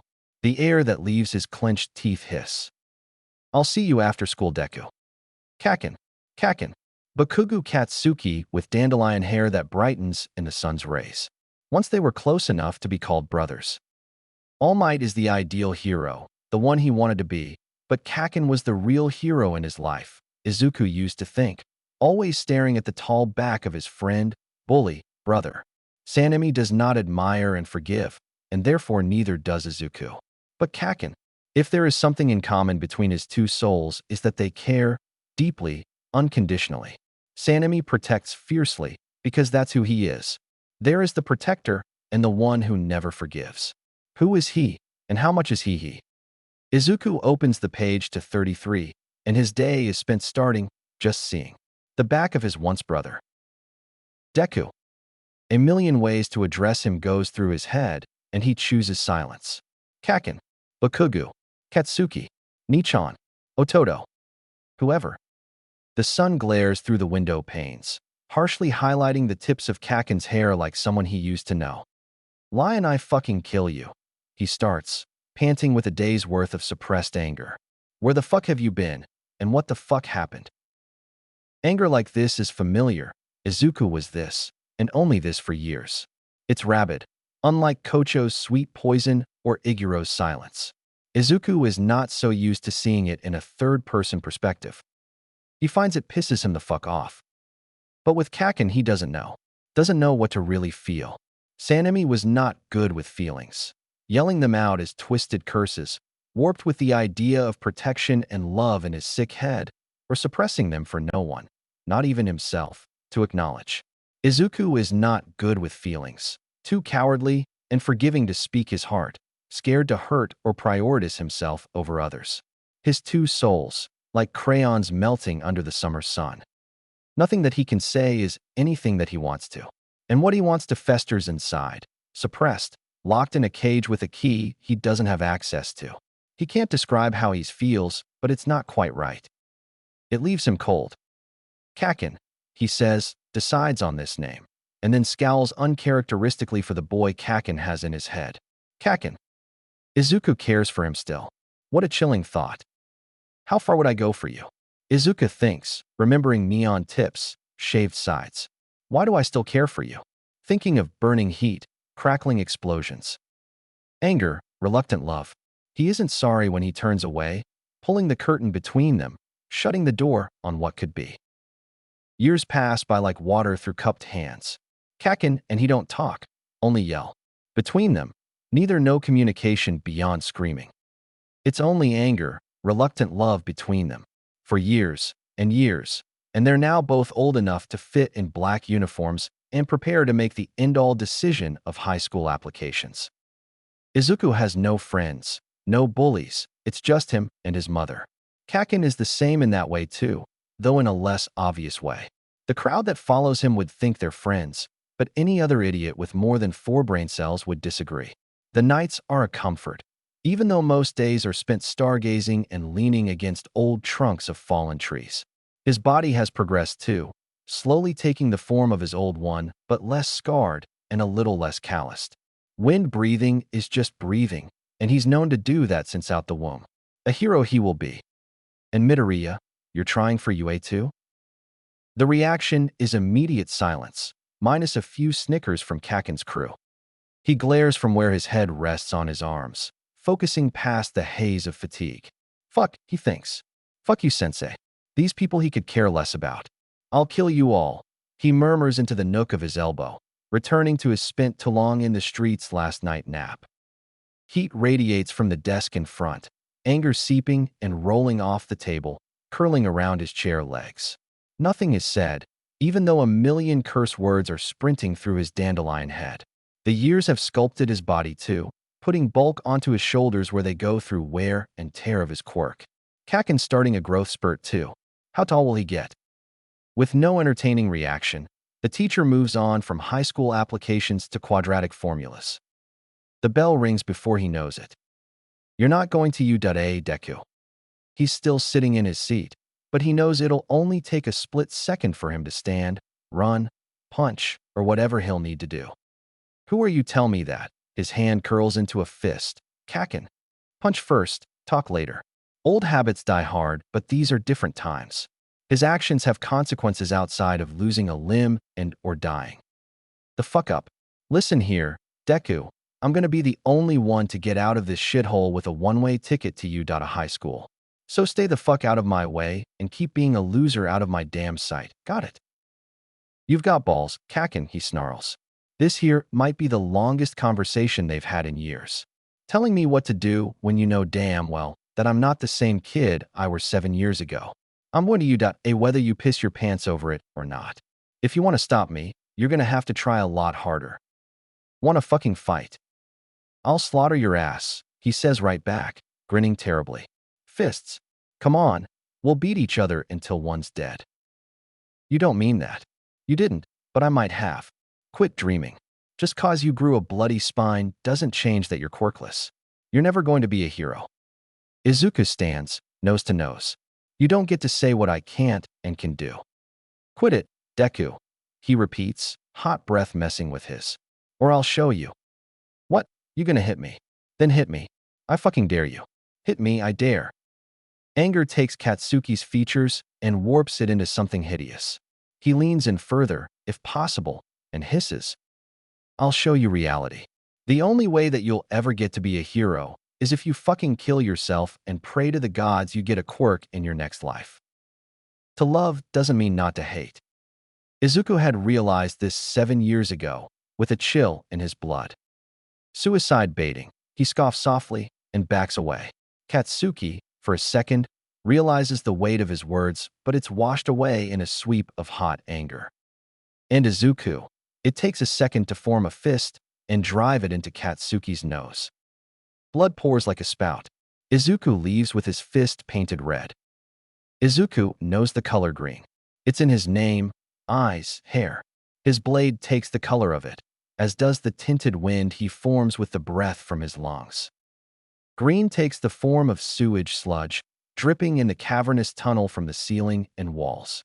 He flicks the Tonto blade, which he'd nicked off a 2-bit villain a few weeks prior, back up his Gakurin sleeve, glaring down at the 2 eyes at his feet. Pathetic. At least make yourself worth my time. He nearly leaves the scene without any more thought, thinking the dripping sludge will dust away and wash his hands clean of this mess. But he isn't a demon slayer, and it isn't demon behind him, but a person. God damn it. Izuku swears, reluctantly pulling out his phone to dial the police. No need for that, young man. Because I am here. A great hunk of yellow and bulging muscle appears before his eyes, a gust of wind blowing through the tunnel at the moment of his arrival. Fuck, he thinks, craning his neck to the number one. Not even Himejima had a figure like his. In different circumstances, Izuku would have cried and vomited and plead for an autograph. But his hero worship died 7 years ago, and now all that Izuku says is, "All Might. Fuck. Language." "He's back there," he replies, pointing behind him. "Still alive. It seems like I've had my job done for me today. Thank you, young man. But next time I advise to leave the villain takedowns to the pros." Sure. He agrees easily enough, and then leaves with the pace of a slayer on a mission, uncaring towards the fact that All Might was collecting the villain in soda bottles. Izuku doesn't get a say in the potential violation of human rights.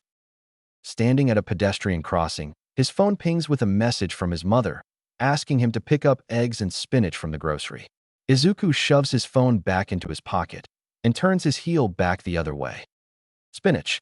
Spinach. What type of fucking spinach? Which one did his mother want? The 4 different leafy greens are all labeled spinach in every way possible. It's been 8 minutes according to his internal clock. If Ma's got rice cooking at home already, then he has 2 minutes to choose and 4 to get back home before the cooker goes off. Having trouble there? The man in his peripheral asks. He turns his head, if only to be polite in the way that his mother would want him to be, to face a gaunt, skeletal man with yellow hair. Sickly, the man is terribly sick in a way that reminds him of Oyakata-sama. That alone is enough for Izuku to bow his head in greeting and smile softly. "Yes, I am. My mother asked to buy spinach, but I don't know." "Which one?" The man chuckles, something that tickles his brain in an odd "I know this" way. "Here, I know this one is commonly used for soups. If that's your mother may be cooking tonight." "Oh," and Izuku picks that one. "Sure, I'll get this one then. Thank you." "No problem, young man." This time, he can't ignore it as easily. Izuku turns his body fully towards the sickly man, shifting his feet, and the glass blows out the window frame. He twists, tugging the body down to throws himself over the man before the glass shards are ripping through the air. Most hit him in the back like particularly hard rain, bouncing off his uniform, but the largest one pierces through the fabric, scraping his skin and digging a point inside tissue. Green eyes flicker to the commotion beyond the cramped grocery store. Fire begins to rage outside alongside the booming sound of explosions. A glance is all it takes to know that he protected the sickly man well enough. And then Izuku is sprinting out the doors, crushing glass under his soles, with terse breaths of wind. The Tonto blade slides back out from his sleeve, unsheathing with a flick of his wrist. Green takes over his vision in the form of familiar dripping sludge, reformed and free to wreak havoc on the streets. Anger like this, he hasn't felt since the night underground, when the floor fell beneath his feet and everyone began dying. His blood is as cold as it is sweet. Yellow, blonde yellow sticks out from the sewage green. Eyes of red meet his, fearful and begging for help. A look like that he'd never imagine on Kakin, but on a friend, an old brother, left behind in a creek and a fallen log. "You," the sludge snarls, shuddering. "Me," Izuku agrees, with all the rage of the last wind Hashira. "How far would I go for you?" "Kakin," he thinks, leaping to his advantage. The air and wind are his home. Then, he says, spitefully, meaningfully, with all the truth in the cruel world, "I'll fucking kill you." And Izuku replies to himself, "This far." The metal blade is 30 centimeters long. His body is 10 meters in the air, upside down. Ninth form, Ida-10 Typhoon. The sludge blows apart with the force of a storm. Kakin reaches to the sky with a curled and pale hand. Izuku grabs it, blade in his mouth, eyes never leaving red. Kakin's nose is still broken and crooked. It must have stung like a bitch when the sludge invaded his lungs. Rage ebbs away like retreating tides when they are back on the ground, Kakin spluttering red and green on the floor behind him. Izuku holds his blade back in his hand, not yet defensive, but legs in a stance that tell of readiness. The sludge can no longer form into a body, not with the state Izuku left him. He's alive, but in pain. Good. If he didn't have an audience watching his every move, he'd finish the job in a fucking heartbeat. Get the fuck up, Kakin, he says beneath his breath, glaring at the lenses and cameras pointed at them. His knife tightens in his grip. Don't be a damn weakling. Shut up, Deku. I'll kill you. But he stands, minutely shaking under his uniform. To the normal eye, he looks fine. Izuku doesn't ask if he's okay. He hides his blade, with Kakin standing strong enough, but he'll whip it out if anything at all moves in the wrong fucking way. Lights flash on and off, capturing the two middle school boys with twin scowls. The heroes and police begin to gather the scattered sludge. A small group of paramedics approach them. Not me, Izuku says, him. I don't need your. For what seems like the 15th time today, Izuku evacuates the scene like he were never there. The crowd stops him from simply running away, so he slips into them, holding his breath shallowly like he'd observed Yuzui do for years, weaving his way home without any second glances. He stops by another grocery store, this one empty and without broken windows, to repurchase spinach and eggs for his mother. Finally, he starts to head back home. Then he is chased down by Bakugo Katsuki, now bandaged thick on his nose bridge. His eyes are still teary from when Izuku presumes the paramedics snapped his nose back into place. He stands like a triangle, knees straight and spread like metal rods have replaced his bones. I didn't need your help, Deku. I didn't need it, got it? I don't want to see your damn face, ever. But never before has Izuku seen Kakin want to say so much, but end up saying so little. I didn't fucking mean what I said. It's as much of a sorry and a thank you than he's going to get. Izuku watches dandelion hair disappear into the setting sun, knowing he could have said more. It was 7 years ago when he closed the door between them. Izuku doesn't want another brother. There was Jinya, and only Jinya. Kakin is just. How far did he go today? He cares. Of course he cares. When he cares, he does not stop. Today was a reasonable reaction. He was being reasonable, saving Kakin from the villain. No one else was going to do it, so he did.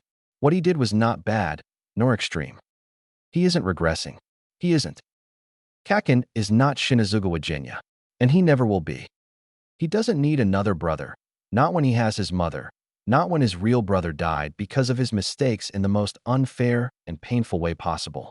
Jinya died fighting the second strongest demon, split in half with demonic flesh between his teeth. He died crying, apologizing to his failure of a brother, dusting away and leaving only a Yakuta to bury. There was Shuya, Hiroshi, Koto, Taiko, Sumi, who died to their mother's claws because their older brother was too slow, too late. Kakin is not his siblings, who knew of a hard life and were still kind to the core. But he still cares, and isn't that a problem? I'm home, Izuku calls, shooing off his sneakers. His back twinges as he rolls his backpack off his shoulder, and shit, he forgot. Blood drips onto the wooden floor just as his mother steps out the kitchen and into the living room. Izuku holds up the spinach and eggs in his hand, hoping it's a good enough of a distraction. I have the dash. Izuku. Oh my god. She turns him around, gasping at the dripping wound on his back. He slows it down with his breaths, not completely stopping it to avoid questioning. Though he should have been doing it unconsciously earlier. Damn it. What is this? Sit down. Oh god, come on, Izuku. He allows the soft admonishing that comes after the concern and the first aid his mother insists on doing herself. It isn't a deep wound, just a small nick barely touching the surface of tissue, but his mother frets over it anyway, asking what happened and who did this to him. It was a villain, he says, and he was just at the wrong place at the wrong time. Dinner is served with his back bandaged and torso bare. The rice is mushy and omelette is served with the wrong kind of spinach. He goes to bed with a promise of rest and a full belly. 7 hours later, at 3 a.m., he's dressed in a spare gakurin, sleeves rolled up, shirt unbuttoned with loose trousers, and a blade swinging in his hip. The streets in moonlight are a welcome sight. His back barely twinges as he runs across rooftops, free to breathe, free to be. It's one of the rare nights that Izuku is fully dressed for this type of occasion. Rarely does he ever bring out his Nichiren blade, or is masked behind a tied length of fabric over his mouth and nose. And rarely does he ever enter real crime territory, the type of district that even heroes avoid. But the day has made him restless, And if you want to be a hero, he needs to be up to speed with every damn quirk teen out there. The first villain he comes across is a piece of shit scum, half-gloved hands groping a crying woman. Vile. Disgusting. Shits like this don't even deserve to have their blood drawn on his Nichiren blade. Izuku, bare-fisted, lands below in the rank alley. His feet don't make as much as a thud. "Get your fucking hands off her," he growls, "before I rip them off for you." The villains takes a moment too long for his liking, so Izuku drives his fist into his skull, sending him sideways from the woman. He chases after before the man can even think to stand, straddles his chest, and beats his face until his eyes roll to the back of his head. He drops the villain from the grip he had on the front of his jacket, letting his skull hit the floor. Too far, a meek voice sounds in the back of his head, too alike to the 5-year-old Izuku he knew died 7 years ago. Izuku nearly spits on the thug's face, but that'll be DNA he's leaving behind. He stares upon the beaten face, broken nose, bloodied mouth, and something twinges in his chest. A hero or a slayer? Who are you without your blade? Shinazugawa Sanemi, Midoriya Izuku. He rips his gaze away. Red was never his favorite color. How would Ma feel? "I'm sorry," he says, "but not what for. Are you okay, miss?" A nod is all he gets. It's enough. He tells her to call the police, and finds his point of escape as a wall and a fire escape. He's halfway up, scaling bricks and balconies like a ladder. "Wait. Please, let me know your name." Izuku stops, despite the wailing sirens getting louder and louder. He hangs off the bricks with a one-handed grip like a stubborn bug, his sheathed blade flashing in the streetlight. Looking back, he doesn't know why he did. Perhaps it was the guilt and disgust he felt within himself that he couldn't acknowledge just yet, or the look on the woman's face, scared, but eyes wide with something alike admiration despite just beating a man half to death just minutes before. Midoriya Izuku is the name he goes by, but how much is he that kind boy that reached out a hand in the creek 7 years ago? And how much of he is the man that slaughtered demons in the night and cut off all ties with his only remaining family? Shinazugawa. He replies, reasons beyond it being stupid to give out his current legal name. The name's Shinazugawa. With silent hands, he climbs to the moonlight and continues the night just as red and blue lights flash in the street. He runs and runs and runs until a cry for help reaches his ears. This time, he draws his blade and holds the breath in his lungs. Calls have been coming in nonstop since 3 a.m. Sansa is tired and on his 6th cup of coffee for the night, and they still haven't gotten insight further than Shinazugawa, green, middle school uniform, since the first ring of the telephone. His lord and savior comes through the door at exactly 6:43 a.m. Sansa breathes a sigh of relief. "Detective Tsukauchi, please tell me you have another lead." The detective's face is worn, looking even more ragged than all the officers in the precinct combined. Sansa knows then he's hoping for way too much. Instead of a lead, the detective answers with fractured skull, broken nose, dislocated jaw, for knocked-out teeth. Reportedly, that was the diagnosis of his first victim. From then on, injuries had only included minor lacerations in his targets. Aside from the first man, the rest had been rendered unconscious with a sharp impact to the neck, which shows the same pattern of the other vigilante who'd been appearing on and off the scene for the past 7 years. "So, Shinazugawa, huh? We've finally gotten a name." "Sansa, if they're the same person, then vigilante who wears a middle school uniform is actually a middle schooler then the must have been at least 8 when they first started." Running on 6 cups of coffee, he laughs and says, "Well, this is the era of quirks, is it not? Anything is possible." The detective sighs. "Run the name through the databases, will you? I'm calling in a specialist." "And by specialist, you mean Eraserhead?" "No other man is better suited to the job. You're calling him in just cause he's a teacher." Shinazugawa is a kid, the detective tiredly admits. And this case is well out of the police's hands now. Besides, Eraser still owes me a favor. Chapter 6. Insight. Tsukauchi calls him at exactly 6:45 a.m. and then Shoyuta naps, wakes up 30 minutes later and arrives at Udata High School in the next 10. Shinazugawa, he remembers through a tired haze. A new vigilante on scene, debuting with a total of 13 captures in the spans of 3 hours. Suspected to be another vigilante who's been operating on and off for the past 7 years. Going off on the estimated age, if the suspicion proves to be true, Shinazugawa would have to have been 8 when he first started. Fucking problem child. And now it's all up to Eraserhead to bring in the child vigilante before his limbs get butchered and sold on the black market. If it were entirely his choice, Shoyuta would have slammed the end call button on the detective that night, because there are plenty other capable underground heroes. But not all underground heroes are specialists in capture. And when it comes to children, to be careful is most urgent. Sometimes, those who fight the fights no one wants to fight, those who work at night and in the underground, forget the line between criminals and villains. Shoyuta works with children. He owes one to Tsukauchi. Who else for the job but him? Hey Shoyuta. Hizashi. He greets monotonously, as sweet of a partner as always. He's been staring at the same quiz sheet for the past 3.5 minutes, wondering what demon possessed his student to write a 6-page essay for a short answer response. UA overachievers. What is it? Look at this.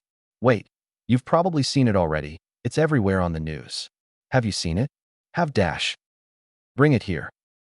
A video's already playing, too bright for his liking, but he watches anyway for his husband's sake. A mass of sludge rides on screen.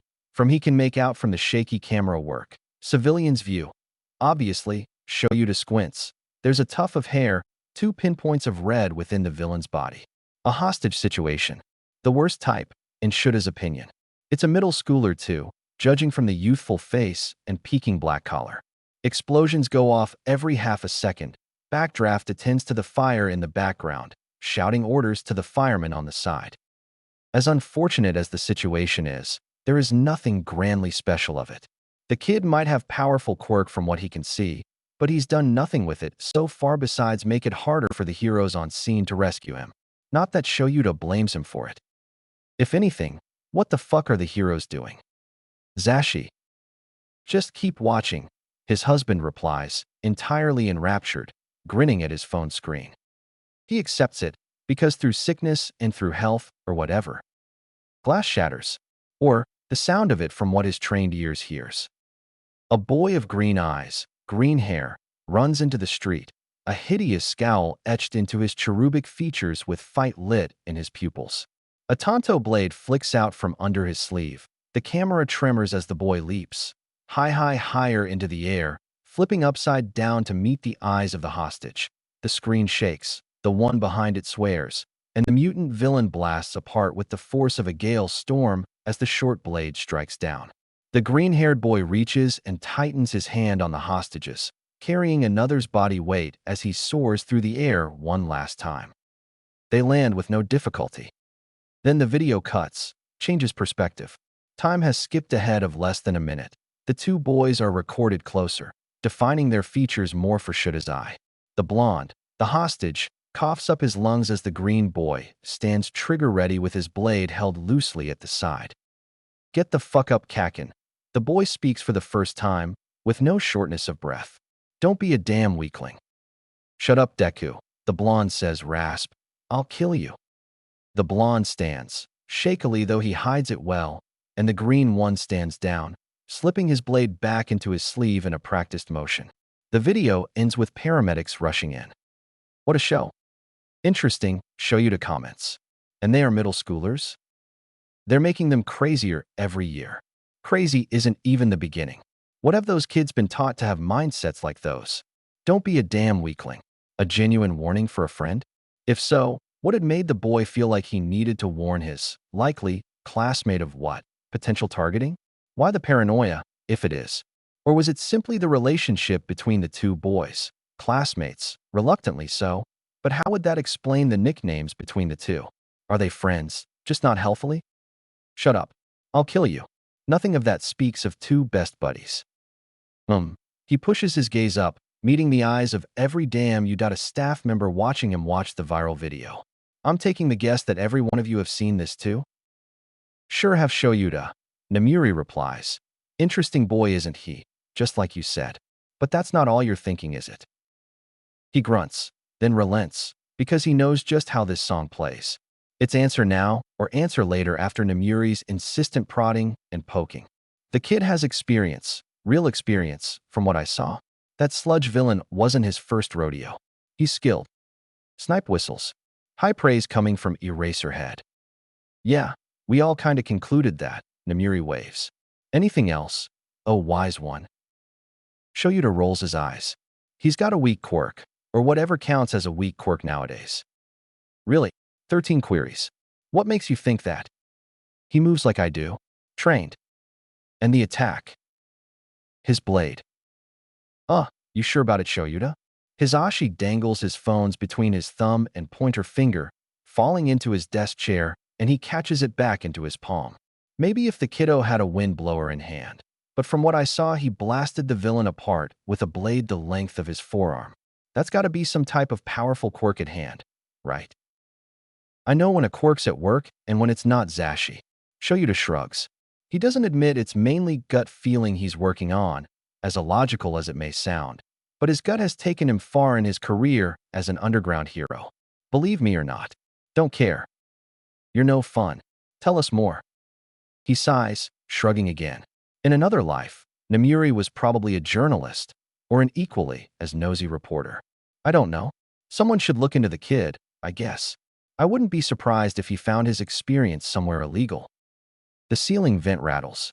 He doesn't need to look up to see why. Let's not, Aizawa. His boss pops in from the open grate, like a whack-a-mole, and lands on his half-graded paper with his bare paws. Midoriya Izuku, maybe a future student at U.A? Let's not ruin his chances so soon, shall we? Of course, he drawls sarcastically, because that would be legal and fair. Of course, Nizu repeats, hands folded neatly at his front. The staff nor Shoyuta protest against it.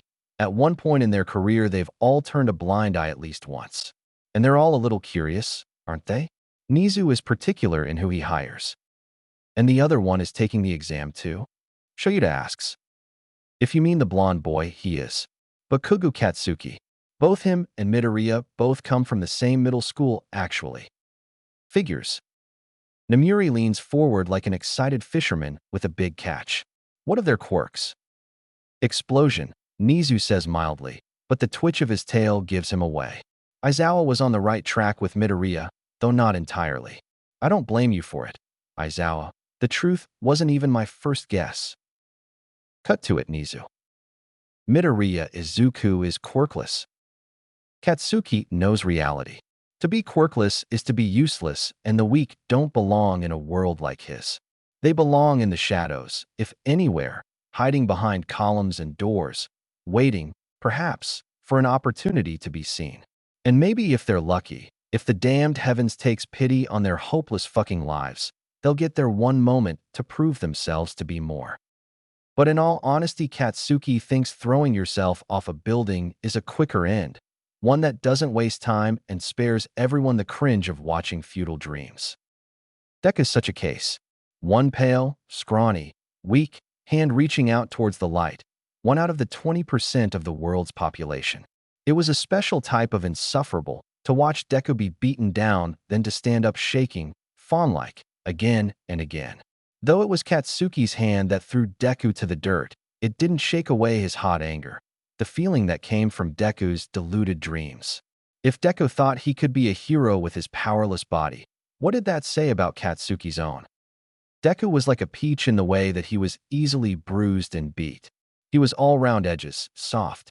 Doe eyes, a lively green even as his skin peeled back and burned, revealing human, red fleshy layers.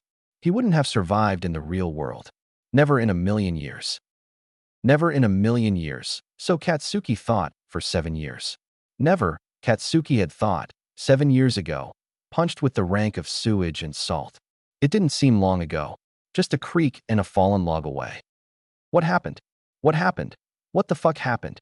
Deku had never looked at Katsuki with eyes like those. Where the fuck have you been, Deku? And why do you smell like rancid shit?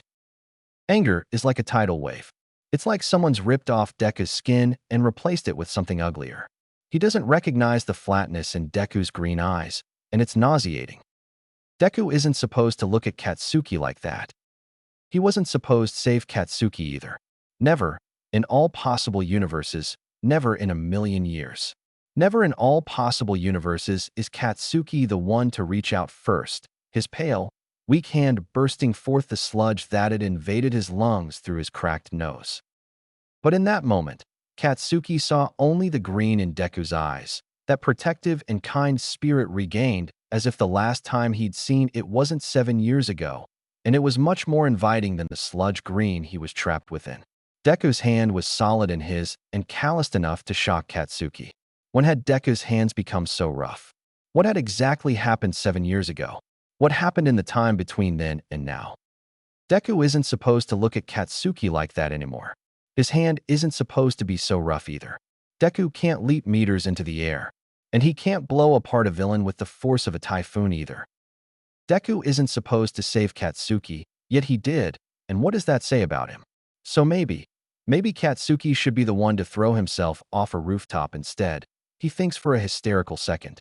His chest feels stuffy, too full, like it's about to burst at any second now, because whatever he's feeling is too much at once. Every time he swallows, it's like there's a tennis ball being shoved down his throat. So he shouts at Deku to try to relieve some of the pain, because maybe something familiar will cancel out the confusion.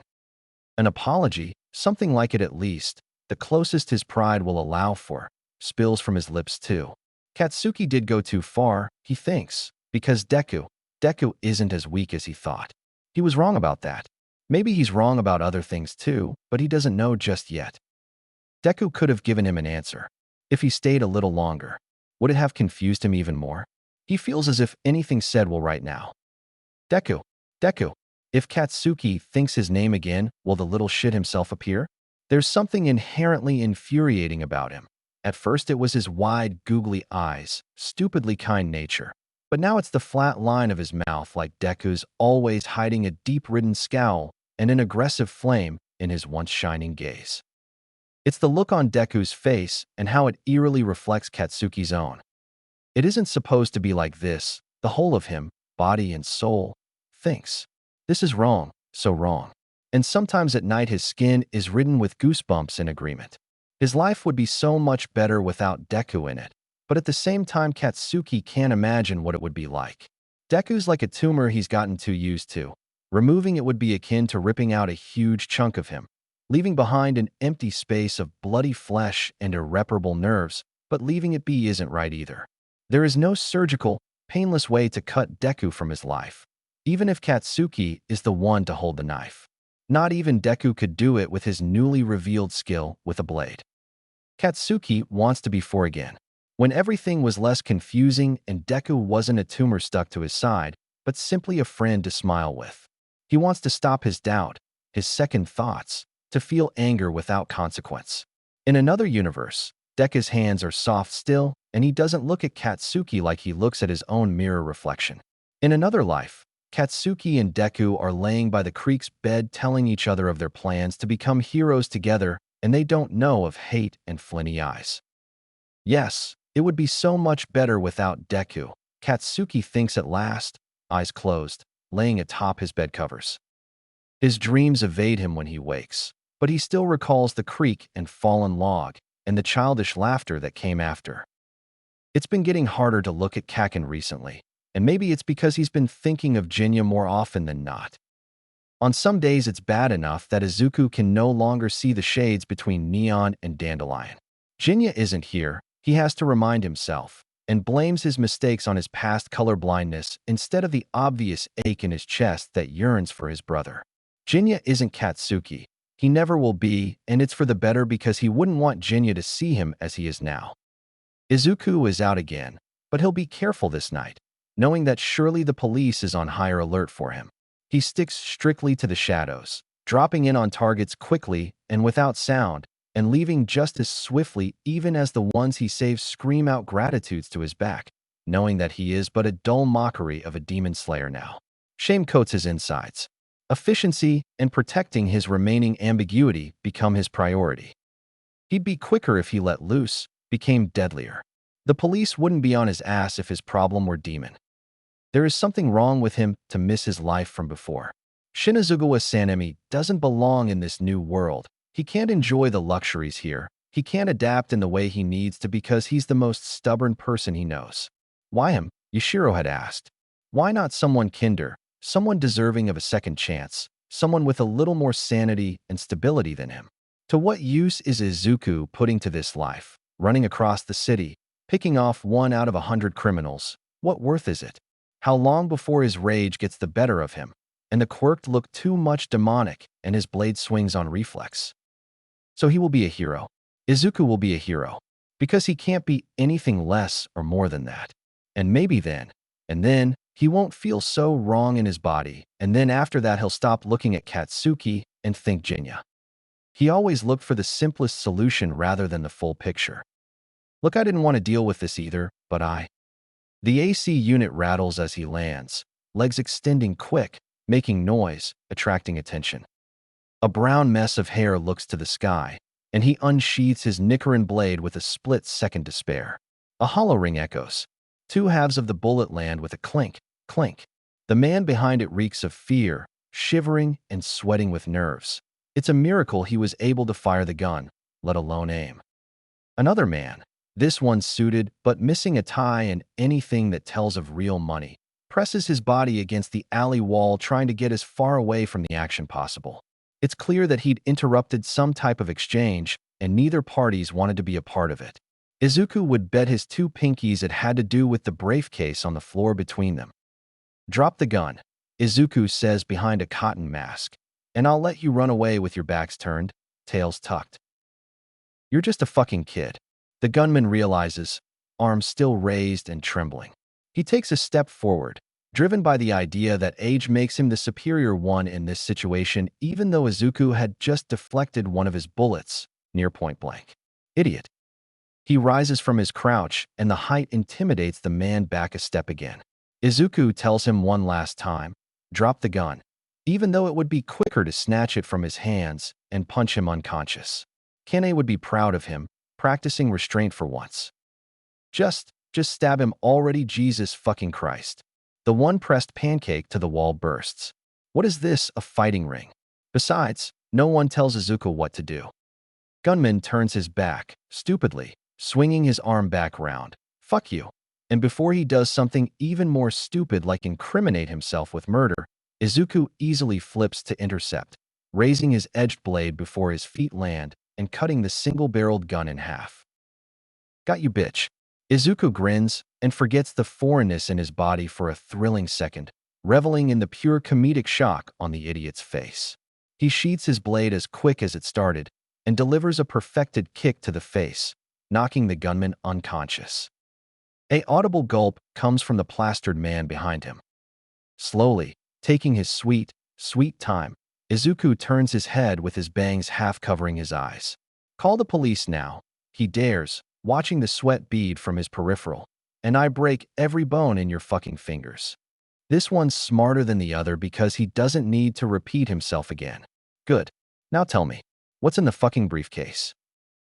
Drugs. They're drugs, I swear. But I have nothing to. What kind? I don't know. Izuku twists his hip, moving his hand purposefully towards the handle of his Nicaran katana. I don't know.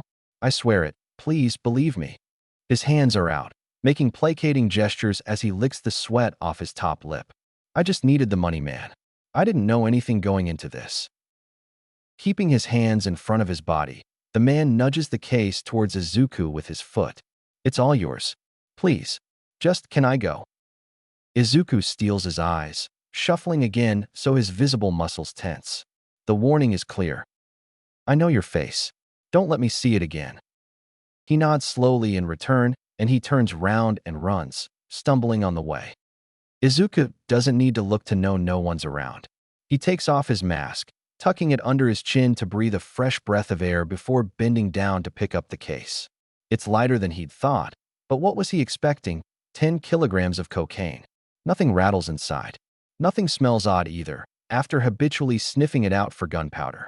If it was rigged with a tracking device, Izuku wouldn't fucking know, but he can't just leave it. Police? Fuck no. Shit, sorry ma, he thinks, turning back, running back home with a briefcase of drugs. Eraserhead arrives on scene for 22 a.m. Two halves of a bullet lay on the ground. Upon inspection, they aren't bullets, not the regular kind.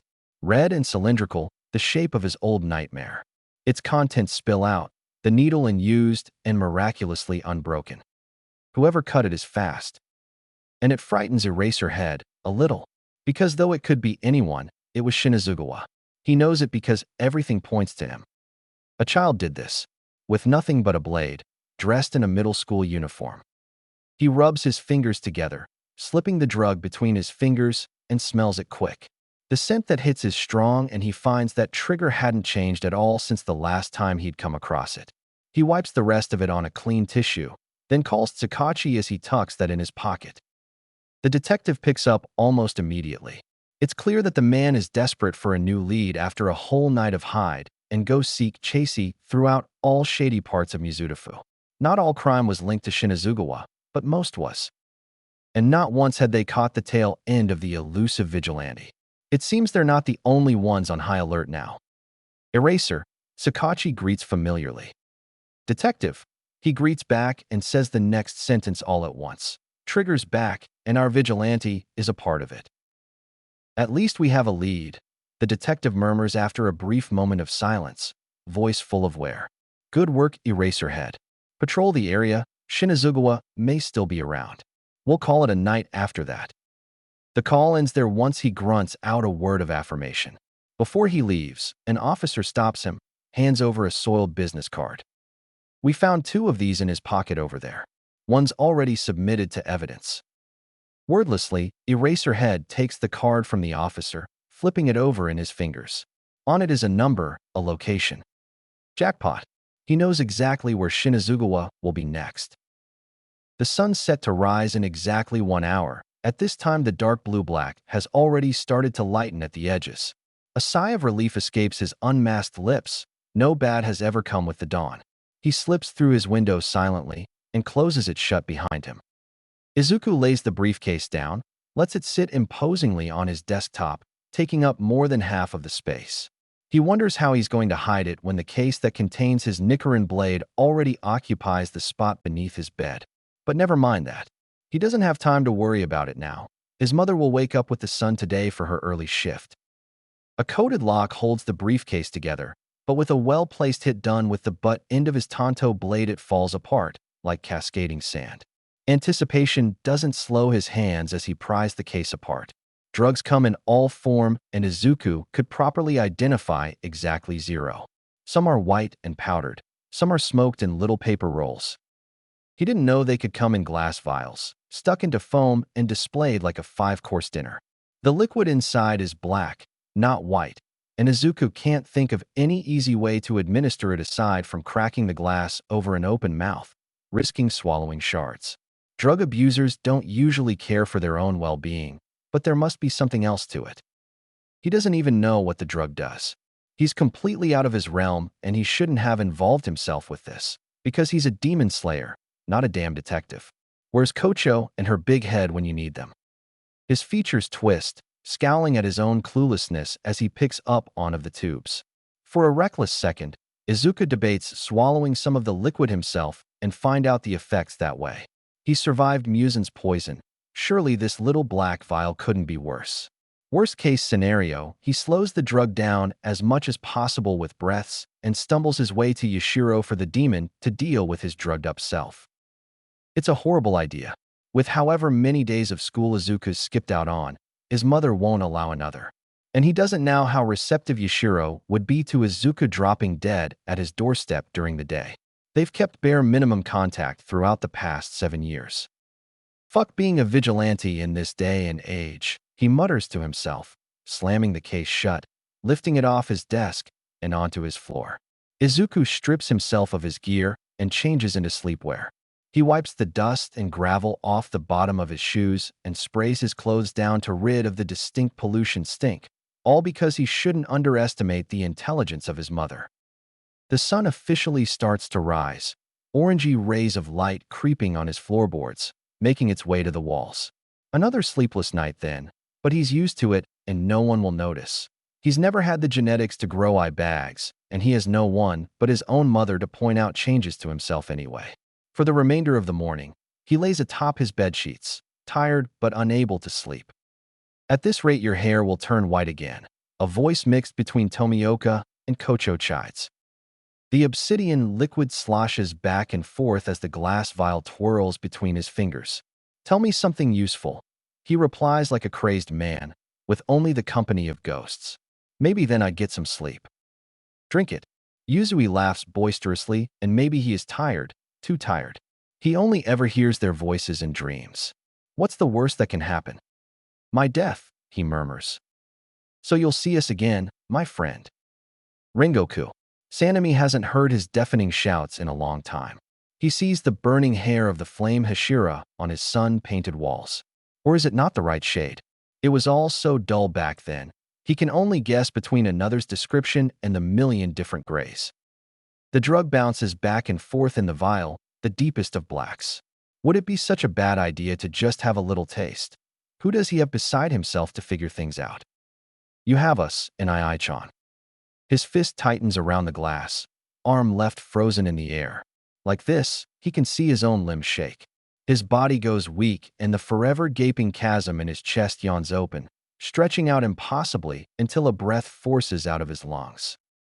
You're just ghosts, he wants to believe, but they are so much more than that. Jinya is so much more than that.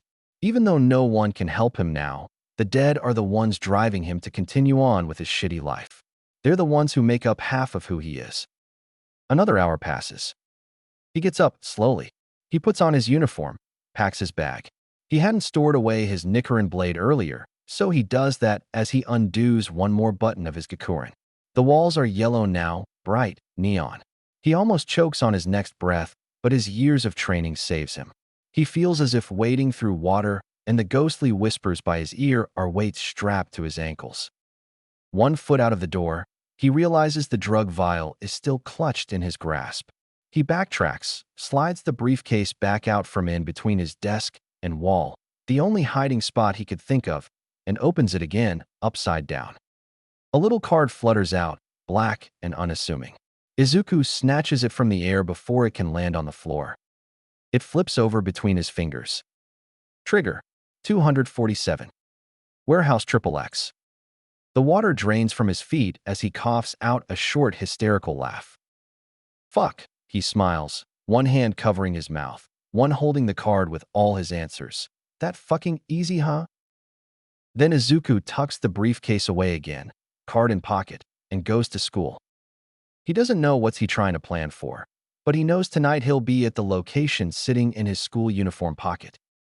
Taking down a small drug ring can't be harder than spending the night in Musen's fortress, right? Where the material used to stiff has now become worn. Slightly discolored stitches speckle the uniform here and there from repaired holes and tears.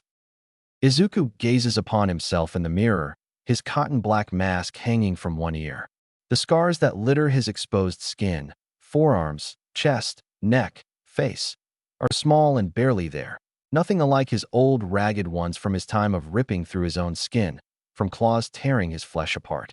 These scars are from intense training he's inflicted upon himself, not the second-rate criminals he verses in the night. He secures his blade once more, but time and frequent use has also worn the leather. Recently, no matter how much he tightens his belt, his Nikarin katana, it still swings more than it should be when he moves. Izuku knows it could mean a fatal mistake in battle, but tonight can't wait, and his blade will be in hand most of the time, meaning that he's at no risk of losing it.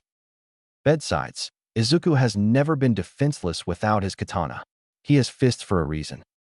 By the time he slips out the window, the moon is already hanging high in the sky, and Mizutofu is already asleep.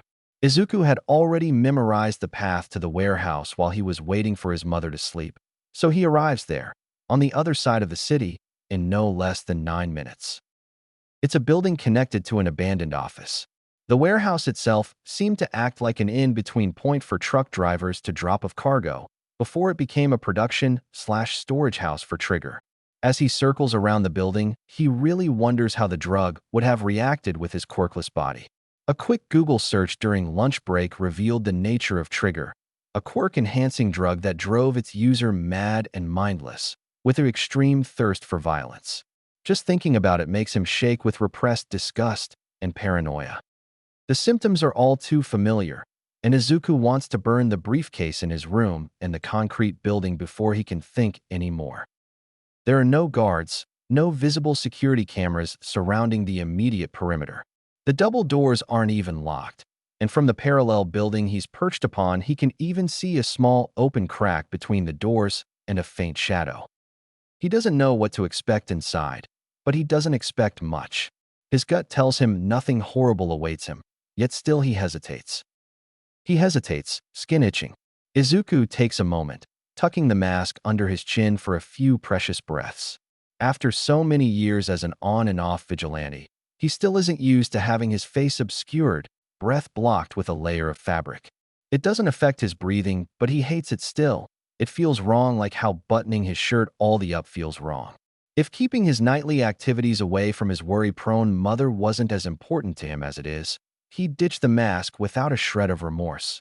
Fuck remaining anonymous. A minute ticks by. Izuku takes one last unmasked breath before covering himself again, pinching the wire to his nose bridge, securing it to his face by running his finger across horizontally. He leaps off his perch, landing easily right before the double doors. The air is still, no wind disturbs his hair tonight. Nothing stops his hand from reaching towards the metal handle and pushing the two doors inward. White light floods his vision, and his eyes are forced to adjust from near darkness to the horrid overhead lighting quickly, because two gunshots ring out, and if Izuku doesn't move, he'll have two holes in his chest. Breathing with blood in your lungs isn't fun, and Izuku would like to avoid that if he wants to be at school tomorrow. Half-blinded, Izuku pinpoints the incoming danger and neatly dodges both bullets. There's two, no, three men. Only one of them is wielding firearms, one in each hand. His reflexes prove to be far better than his fellow thugs, the two idiots still sitting at a table with cards in their hands. His vision fully clears. Boxes upon boxes line the walls, so much of them that Izuku can't believe that they are all filled. It's no wonder now that he couldn't see through any of the windows earlier. Get up, fuckwits! The first yells to the other two, firing off at Izuku again. His teeth erode with fangs. Second and third stand, chairs clattering to the floor. Izuku dodges again, and he unsheaths his blade midair. Arachnid limbs sprout from the back of the second man. They dig into the ground, cracking concrete, and with the next resounding bullet, the man flies toward Izuku. He doesn't know if they can regrow, but he doesn't feel guilt either way when he cuts all 8 off in one fell swoop. Your fault, motherfucker. Blood spurts from the open wounds, some catching on his dark uniform. The man screams and falls to the ground. He cries, and Izuku feels a little remorse, but he's spared from pain once he passes out cold. The remaining two look at him a little differently now. Who's your supplier? He demands. The man's face twists into a snarl. Fuck off and die. Oh wow, looks like he's got fucking Kakin wannabe here. He raises his gun, inclining his head toward the third man, short and plump with two little horns sticking out his flat hair, and whispers something only Yuzui's ears could hear. Before he can react, the third blips out existence, gone without a disturbance in the air. There's no chasing after him now, no point in it at this moment. Izuku knows he left for backup. He'd bet his left hand that the man did. Humans are predictable in that way. It doesn't matter how many men are coming. By the end of this night, he'll have every single vial of trigger incinerated or handed in to the police. Just as Izuku, Shinazugawa Sanemi, shouldn't exist in this world, neither should demons or anything demon-like. A self-written law that Izuku imposes onto the universe. No one else remembers, no one but him. So he alone will drag everything that breathes demon to hell, even if it means dragging himself back too.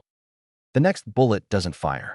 He's already there, knocking the gun out of the last man's hand and throwing weight onto his chest.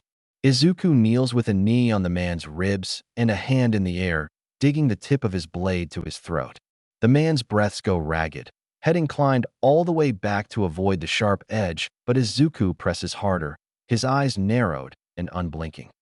You have one fucking chance to tell me your supplier before I slit your fuckus throat. A wheeze which turns to laughter. You're just a kid.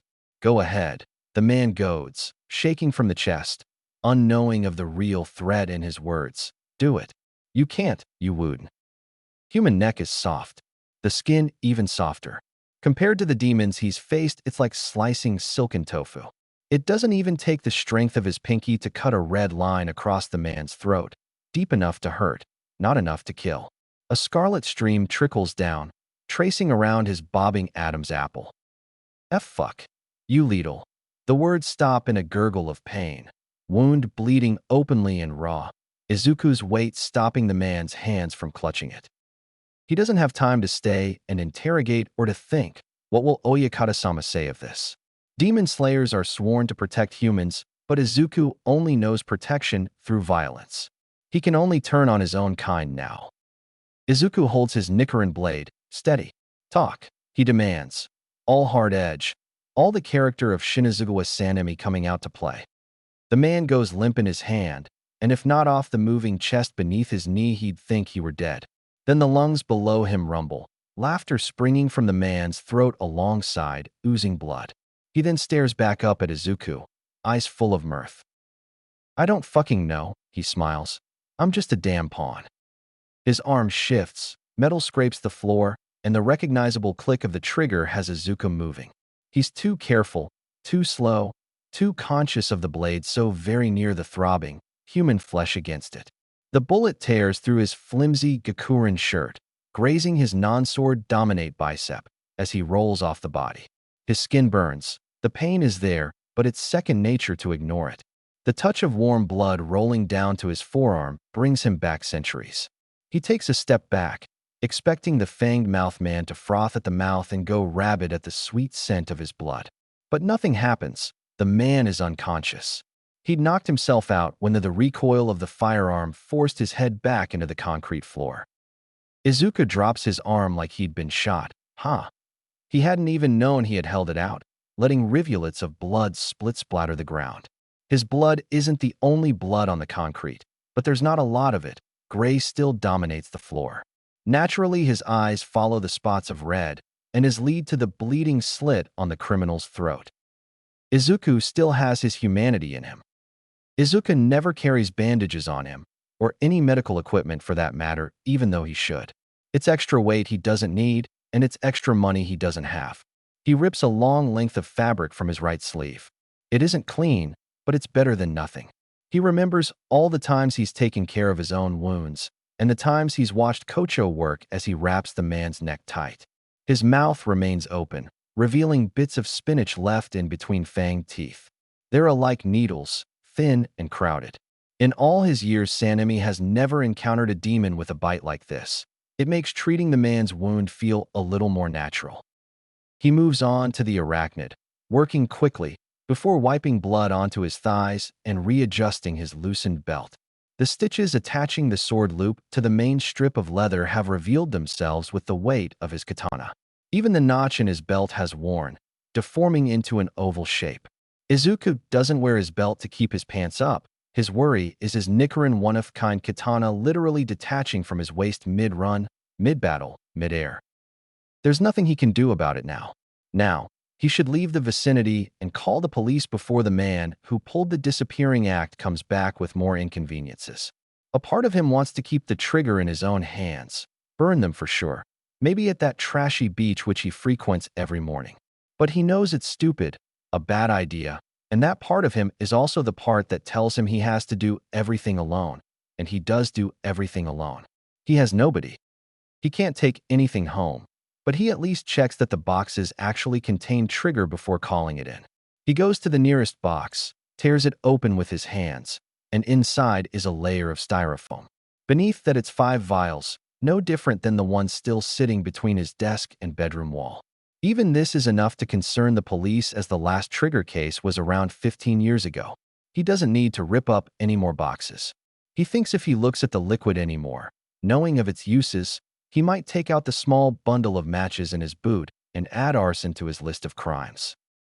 In the end, Izuku decides against slotting the styrofoam back into place and shutting the cardboard flaps haphazardly. It's still deep in the night, and any type of fire will attract a lot of unwanted attention. If he heads home now, that's 5 hours of sleep. Needed sleep. Frustratingly, his teenage body can't tolerate as many sleepless nights as his old body could. Back then he didn't have school in the morning either. Izuku has a love-hate relationship with the touch and go voices in his head too. Sometimes it's nice to hear them again. Sometimes he wants to punch a wall, tell them to fuck off and scream until they shut up. But never for Genya. Never for him. He stands from his crouch and takes a step back from the box. With the fight over the prickling itch on his face returns. He wants to get home as soon as possible. The fabric over his mother feels more and more stifling by the second. A little reprieve won't hurt, won't it? Izuku stretches the elastic band hooked over his ear, holding the mask to his face with his left hand. His back is turned to the doors. The only people around him are two unconscious men. Not even through the windows will anyone be able to see his face. The line of wire over his nose bridge and cheeks itches his skin. Sanemi hates to feel restricted. He needs just one breather before finally calling it a night. The elastic catches onto his finger, and the band finally moves past his first curl of hair. Stop. In an instant, the elastic snaps back behind his ear, and an overwhelming crushing weight falls on his shoulders.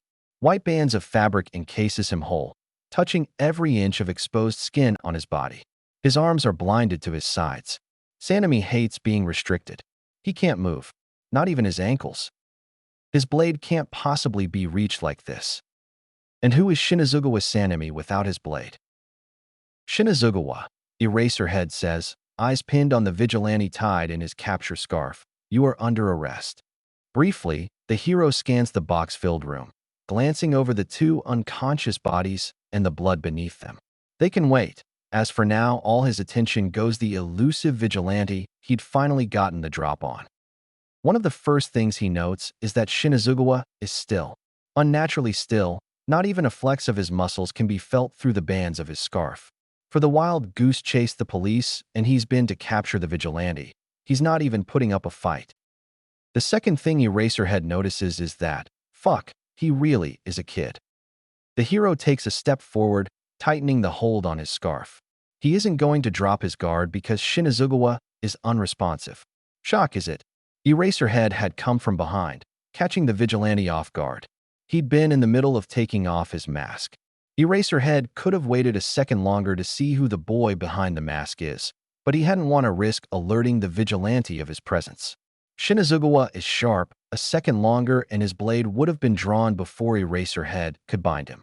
He had seen how quickly his mask secured back into place and how instinctually his arm started to move to his katana.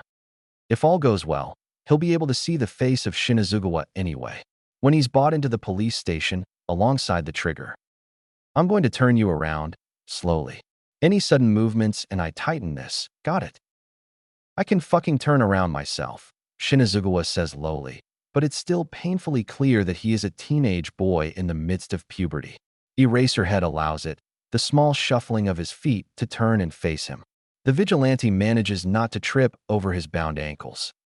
Eraserhead can't make anything of his features other than Shinazugawa's green curls, his head stubbornly kept down. So what now? The boy asks. I turn you into the police and call your parents. Shinazugawa huffs, but it's not amused. Leave my ma out of this. Not a chance. You got yourself into this, kid. Don't call me kid, Eraserhead. Shinazugawa. The hero corrects, noting the faint familiarity in the way Shinazugawa says his hero name. Most common citizens don't know his name, but Shinazugawa is a vigilante, and despite being young, he's a skilled one. There are ways to know his hero identity when one subjects themselves to crime, him having as many enemies as he does. The police are on their way. Cooperate and maybe you'll get 150 hours of community service instead of juvenile. As if on cue, Sakachi informs him through his comms that the police ETA is 4 minutes. Eraserhead can hear the days of built-up stress leaving his voice with every word. Finally, they've captured Shinazugawa.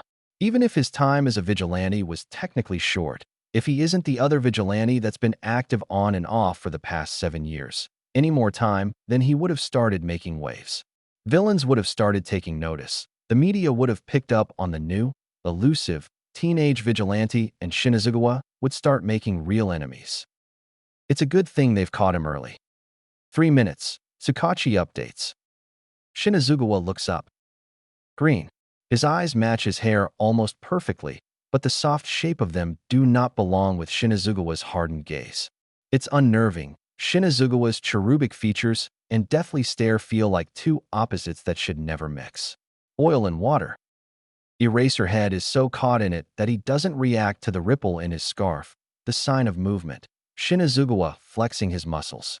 Those green, unsettling eyes shift. The break of eye contact pulls the hero out of his stupor. Eraserhead tightens his hold, but the Shinazugawa doubles his effort to move. He can't label him as panicked, no sign of such emotion in the vigilante. Every ripple of muscle is calculated and perfectly controlled, as if Shinazugawa has reign over every single blood vessel in his body. The more Shinazugawa struggles against his binds, the more Eraserhead does. Standing at only around 160 centimeters in height, the vigilante is winning at the game of tug-of-war. Thinking a quirk is at play, the hero's eyes strike red. The vigilante screams, angry and frustrated. Fuck! Eraserhead then realizes he has his eyes on the wrong person. A hand materializes into existence, right before Shinazugawa's face, but even now he sees no panic in his eyes, just cold determination. A glint of metal passes through the air, and Eraserhead's split second of indecision between keeping his eyes on the vigilante and the knife in hand, Shinazugawa pays for in blood. Before his hands can loosen its hold on his capture scarf, there's a pop, a recognizable sound of a shoulder dislocating and a whistling breath, short and sharp. The little wiggle room created from the popped shoulder is all Shinazugawa needed to flex and tear out of his capture weapon. It all happens in an instant, and Eraserhead recognizes that he's moving too, but all too slowly. He sees Shinazugawa's real speed for the first time. Eyes wide and open, the hero still misses just how quickly unsheaths his katana with an injured shoulder. The materialized arm isn't even half as fast, but the time it took for the vigilante to free himself exposed a momentary weakness. Shoyuta watches the knife glide across the child's face and the unflinching way he reacts to his own blood splattering in his eyes. He calls the vigilante's name, but his voice catches on third syllable.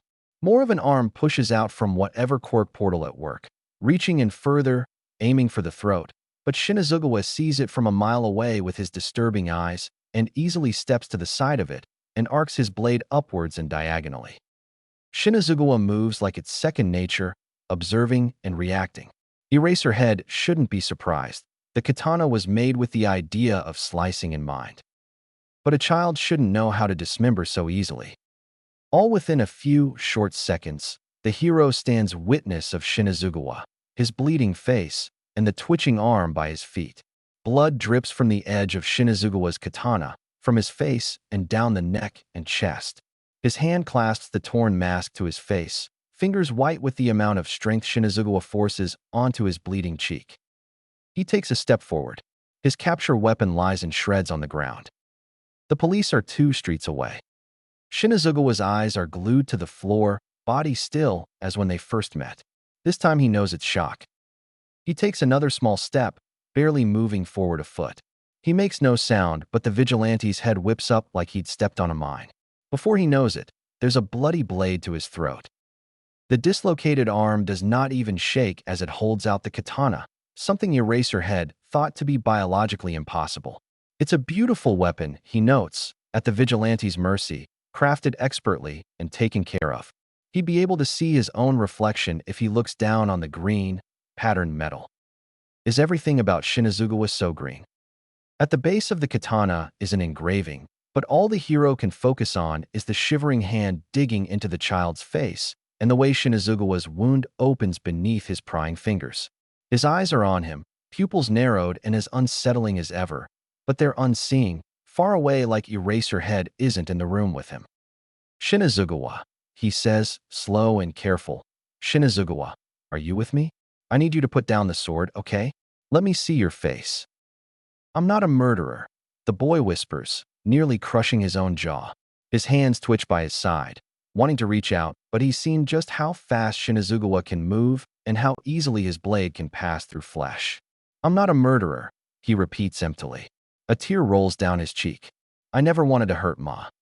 You're not a murderer, Eraserhead says, though he doesn't know if that's true or not.